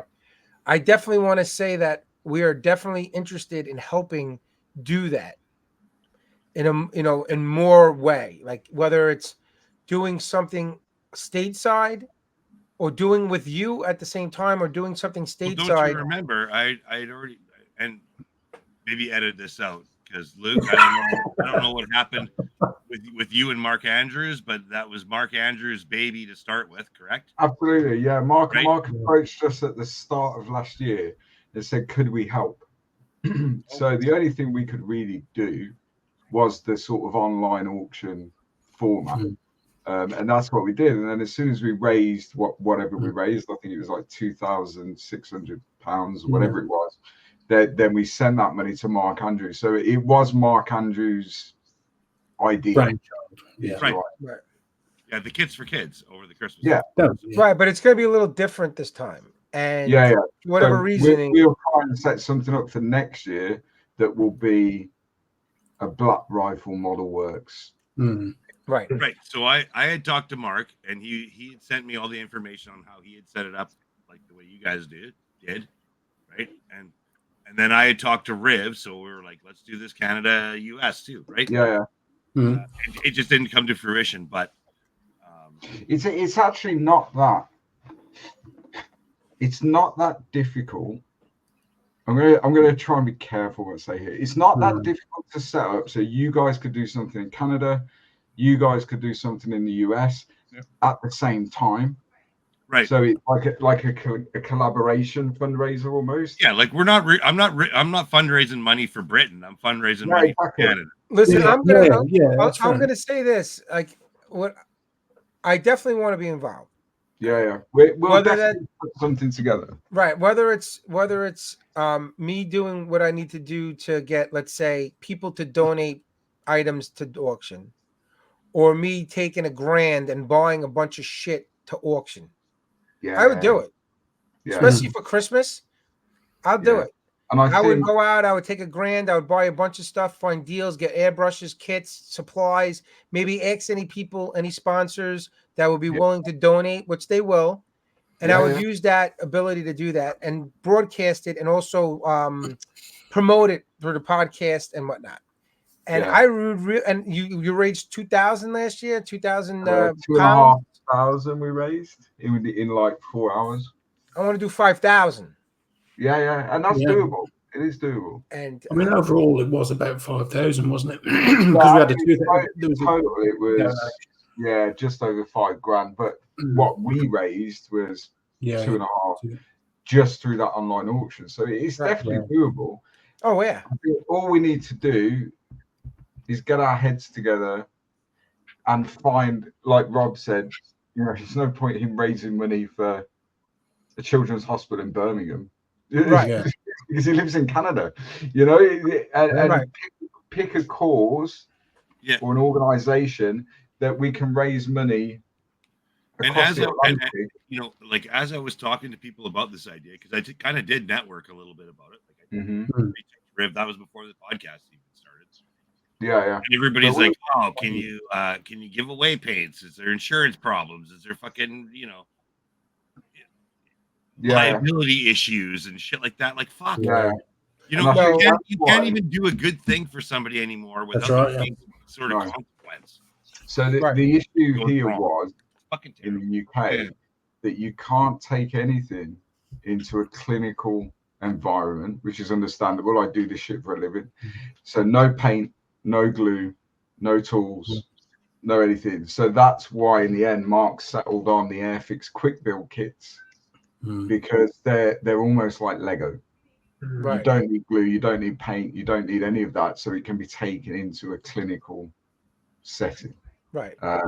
But maybe next year I certainly wouldn't do it for kids next time, because that was Mark's thing. That was Mark's baby. We wouldn't want to steal his thunder in that sense. And they do, and then Skiffins and them do the whole models for heroes things. But there's lots and lots of organizations out there that need a lot of places that we can think about if we picked. And a lot of those are transatlantic. Yeah. I mean, there's lots of great organizations you can donate to. They're all great causes. It's April of 2024. There's some time now. I think that I would like to have more discussion going into the summer. And I want, and we can talk about this for hours. We'll just say that we want to do it. Yeah. And I know I do. And I think that'll be fun to do, but I also want to contribute and help out with that. Yeah. And I think it'll be fun. It'll be fun doing a live broadcast and have us all and do a lot of stuff too, So yeah, we'll definitely jack something up for next year, definitely. Yeah. So let's just keep us in mind, all right? Yeah. So listen, guys, Rob has learned, right? My wife's French, not Kiwi. She's French. She has a knife on her somewhere, and dinner's almost ready. No, we're gonna be signing off right now. So it's kind of so we'll sign off. I don't want to get stabbed by Frank's wife. That's scary. And as you can tell, as a podcast group, we do talk a lot. I feel bad Adam and Stuart didn't jump in a lot with the discussion. Don't be so shy next time, guys. Christ, I gotta break you guys in, man. It's a British thing. Adam is chilling and he's over reclining back in his gamer chair. He's watching the Liverpool versus Manchester U soccer game over there. What are you watching? It's called football, Rob. Oh, yes, football. Sorry, football. Dude, it's great. Oh my god, dude! I listened to that. So football. So Messi plays for Miami, right here in the United States now, and I know a guy whose son loves Lionel Messi, young kid. So like, I'm gonna get tickets. They're playing in Philadelphia on whatever date, so we're gonna go because the tickets here when he plays in New York City, is going to be like they're $300, $400 a ticket now. Wow. So he goes and gets like tickets to Taylor Swift for the Philly game or whatever, and to go see this Miami football club play against the Philadelphia team. They get the tickets and they find out that he's probably not going to play because freaking Argentina is playing a freaking friendly game up in Canada. Poor bastard bought tickets to go see Messi. He's not playing because he's going to be playing for Argentina that day. Oh my God. Soccer. Oh, football. I'm sorry. Football. Football. All right. Football. I like football. Well, American football. No, you like the Jets. Yeah, I was going to say, like the Jets. Fucking Jets. The Jets are going to be good this year, though. Yeah, hope. right. They're going to win the Super Bowl. The Bills are going to suck. They just traded half the team away. I hope so, because I'm tired of hearing you bitch about them. Spurs are gonna go to Wembley. Scotland's gonna do it again. All right, we're gonna start off. Frankie's getting fidgety. He's hungry over there, and Rob Adams is having the munchies right now. Well, Frank's got the contact high. It smells really good. Oh yeah, right. Isn't that what I texted you? Where I podcast, and now I'm not able to smoke where I podcast. Problem. All right, I understand. You get no fidget. All right, guys. So we're gonna sign off. So again, this is gonna be hopefully I can edit some things out, but I think it's gonna be mostly an unedited. What's the word? Unplugged version of the podcast. We want. All right. So on that note, we're gonna sign this off. So on behalf of the Modeling Insanity podcast, again, you can find us on Apple, Spotify, Amazon, and YouTube podcasts, as well as other smaller podcast hosting companies, as well as the RSS feed. We want to thank the Black Rifle Model Works guys for listening to us talk for 2 hours about absolutely nothing. But it was fun to do it. Seinfeld of the podcast. Right. We did talk about some things that shows. We talked about, shipping costs and things, and maybe about the new upcoming possibly fundraiser in the future. So again, on behalf of the Modeling Insanity podcast, I'm Rob Riv with my co-host Justin Ryan. Have a wonderful evening, everybody. Steve Santucci. Enjoy your day. Mr. Rob Adams. Good night, everyone. Frankie Donati. Thanks for spending some time with us. Our special guest, Luke Carswell. Thanks for having us. Have a good day. Adam Challenger. Thank you very much, guys. And Stuart Goodswin, right? Did I say it right? That's right, yeah. And thank you very much. It's been all great, right, Stu. I appreciate you guys coming here, and we really had a good time. So again, thanks everybody for listening, and we'll catch you next time. I am really disappointed that none of you guys said chip, cheerio, or whatever you guys stereotypically say. All right, well, that's the send-off. We'll see you guys later. All right, we're done. All right, guys, I appreciate it, and thank you for doing this. I really do. And